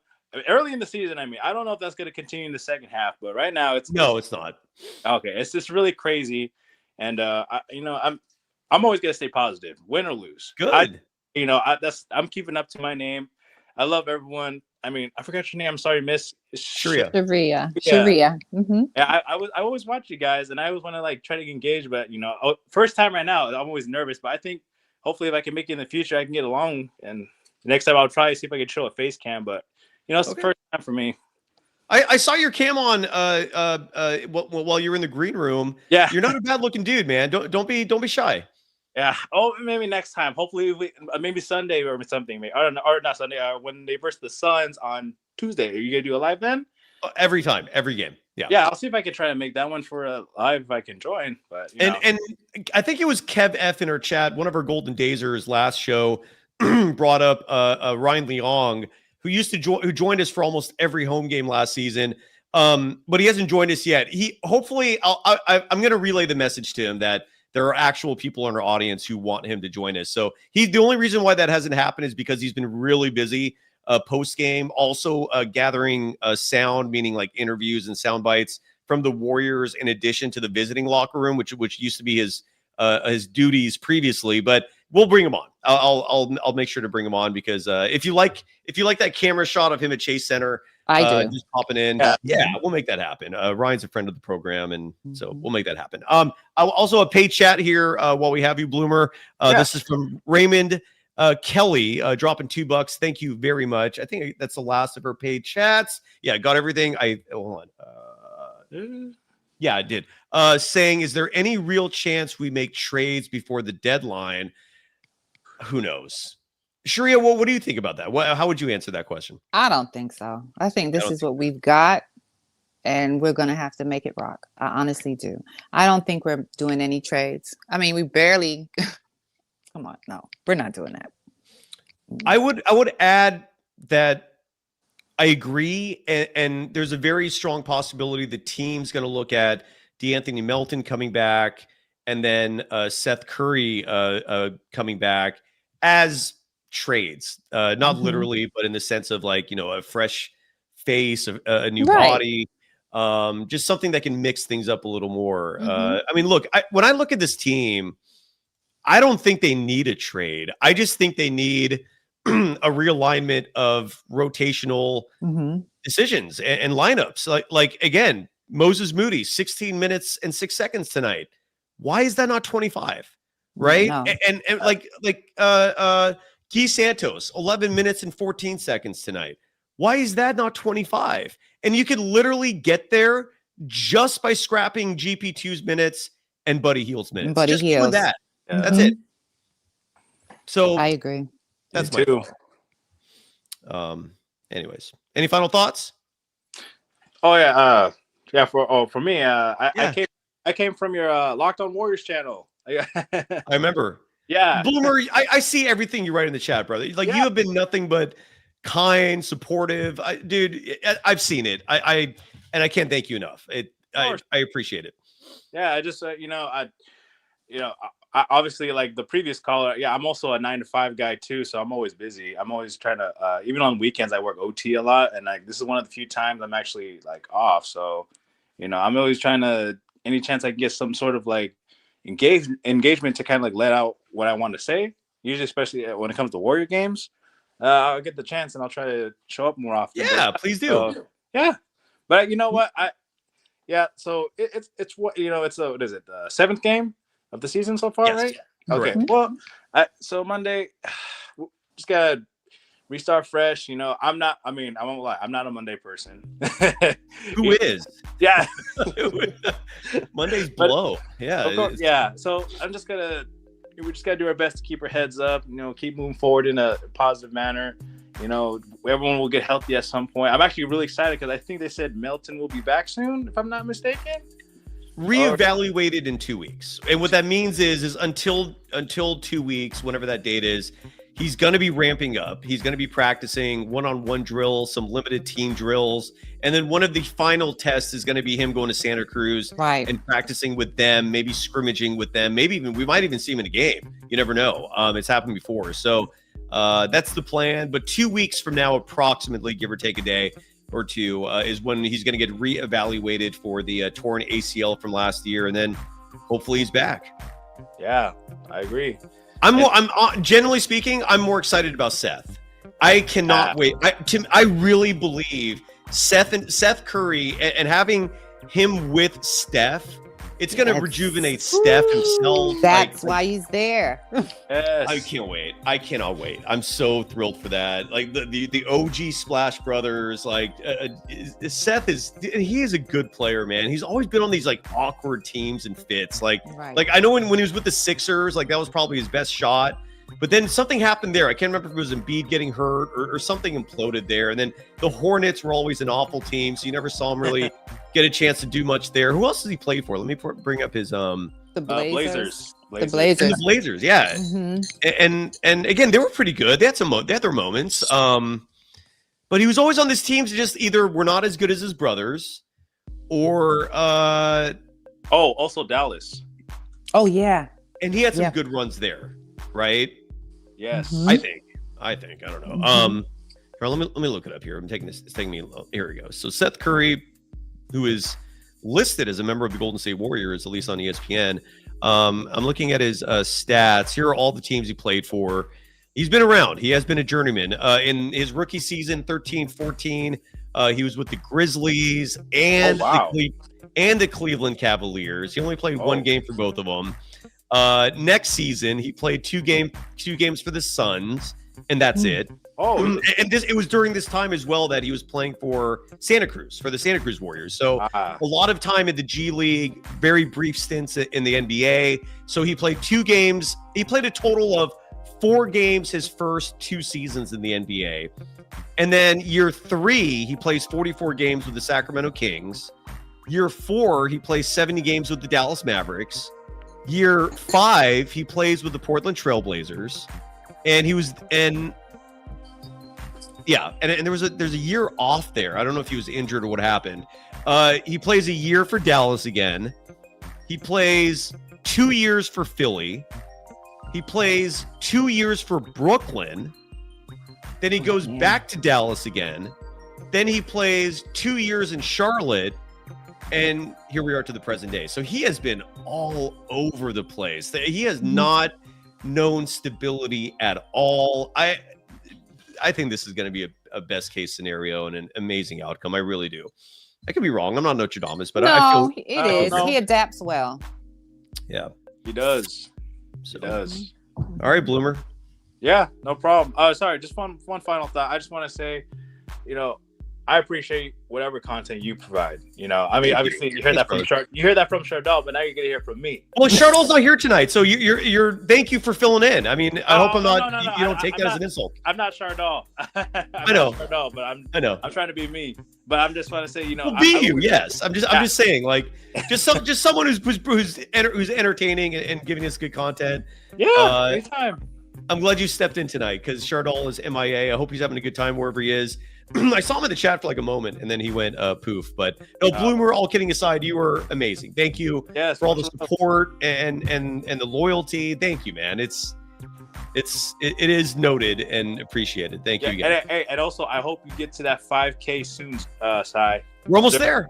Yeah, I got 100 and change before. Yeah, let's go. We can do it. Yeah, we're almost there, man. Thank you so much. And yeah, we're Miss Sharia. 5,000 subs. Took way longer than I wanted, largely because of that Kaminga standoff. Just killed all the momentum, and we had nothing the whole summer. It was just that hurt. I imagine that hurt every Warriors content creator. That stupid Jonathan Kaminga standoff. Sharia, do you have time to go through the scoreboard real fast before we wrap it up? Yes, go ahead. Only 4 games on the agenda, so we'll fly through this. One game currently going on right now. If you're watching the recorded version, most likely the game will be over by then. But with 3:27 left in the third quarter, the Detroit Pistons hosting the Dallas Mavericks, and that game is close, 82-81 to score. Jalen Duren, an awesome big for the Pistons with 25 points in this game. D'Angelo Russell, who's been a bit polarizing of a figure, the only true point guard on that team with 16 points in that game. Detroit 3-2 on the year, Dallas 2-3 on the year. I mentioned this a moment ago, or not a moment ago, way at the beginning of the show. But we're at the scoreboards part of the program. We're back revisiting it. The team that the Warriors lost to 2 nights ago, the Milwaukee Bucks, and they had Giannis Antetokounmpo back. They were hosting the Sacramento Kings, and the Kings win. Yeah, 135-133. This was a nail biter. Came down to the end. And Domantas Sabonis was a huge reason for that. 24 points, 13 rebounds, 6 assists to go with 3 turnovers as well. Any stats, anything that sticks out from you from this game? Do you want to hear about what Ryan Rollins did? Let me hear. So with Giannis came back, and naturally Giannis was their leading scorer again with 26 points, 11 rebounds, 8 assists. Rollins was much quieter tonight. In case you missed it or forgot, he scored 32 on the Golden State Warriors tonight. Did play 36 minutes, scored 16 points, 4 rebounds, 8 assists. So he's handling the facilitating role very nicely, but did not make a single 3-point shot. And again, Sacramento victorious in that one. The Kings improved to 2-4. The Bucks dropped to 4-2. Rollins, I'm guessing his scoring affected by Giannis Antetokounmpo being back. Any thoughts, Sharia? Anything you want to add? That's a facilitator. Yes, miss. Yes, it doesn't. If you have 16 points, if you have 15 points, and you have high assists, you are a facilitator. We don't expect him to have high points when Giannis is there, but that's a facilitator. Yeah. Sorry, I'm not gonna show Julian's chat comment on the screen, but you made me laugh. Moving on, 3 more games.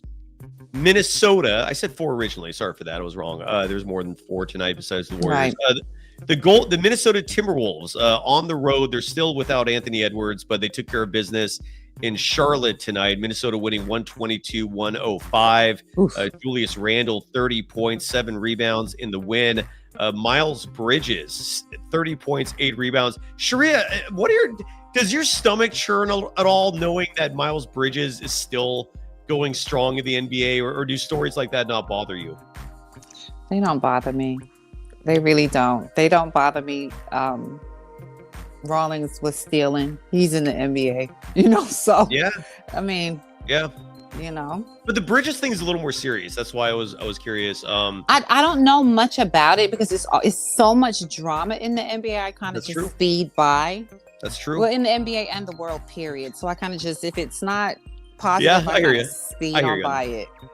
I hear you on that. Well, Minnesota improves to 3-3 on the year. Charlotte drops to 2-4. 2 more games. The Orlando Magic 125-94 winners over the Washington Wizards. This was in the nation's capital. Orlando improving to 3-4 on the year. The Wizards dropping to 1-5. And the Wizards, I'm always fascinated with them because I feel like they have these players on their team that are young but could be really good. Mm-hmm. And then I look at their minutes, and who's their coach? Do you know what the Wizards coach is? No, I just know that Jordan Poole used to be there, and he's not there anymore. No. I don't ever watch them. I got to look this up real fast because whoever the coach is making the grave mistake of playing the veterans. McCollum is over there now, right? I'm sorry? McCollum is there now, right? McCollum is there. Chris Middleton is there. Yeah, I guess that's it. Those are the two main ones. Mm-hmm. Yeah. But so their head coach is this guy, Brian Keefe. Keefe was previously the team's assistant head coach under Wes Unseld Jr. I call him out because you're not supposed to be actually trying to win. You're supposed to be developing these young players, and the minutes don't match up for that. Like, this guy's taking a page out of the Steve Kerr playbook. So Alex Sarr, for example, who I believe strongly is going to be a legit NBA player someday, but you got to play. Even 28 minutes is not enough. You got to give these guys 30 or more, but he only played 28 minutes tonight. Corey Kispert, who's some people were asking the Warriors to trade Kuminga for this guy. He only plays 15 minutes tonight. Cam Whitmore, who the team traded for from the Rockets, a player that I was on my radar largely because the Warriors passed them up for Brandon Pajemski. He only plays 16 minutes tonight. Like, what are you doing if you're the head coach of the Wizards? Like, play your youngsters. Figure out who's actually good instead of like trying to win by playing these veterans that have no future. They're supposed to be there as mentors. Right. Especially if you're playing Orlando. Yeah, absolutely. and they still got their asses kicked. Anyways, and one final game tonight, the Houston Rockets in Boston, 128-101 winners. The Rockets improved to 3-2. The Celtics drop to 3-4. I think the Celtics had a 3-game winning streak snap tonight. Kevin Durant settling in with the Rockets, 26 points in the win tonight for Houston.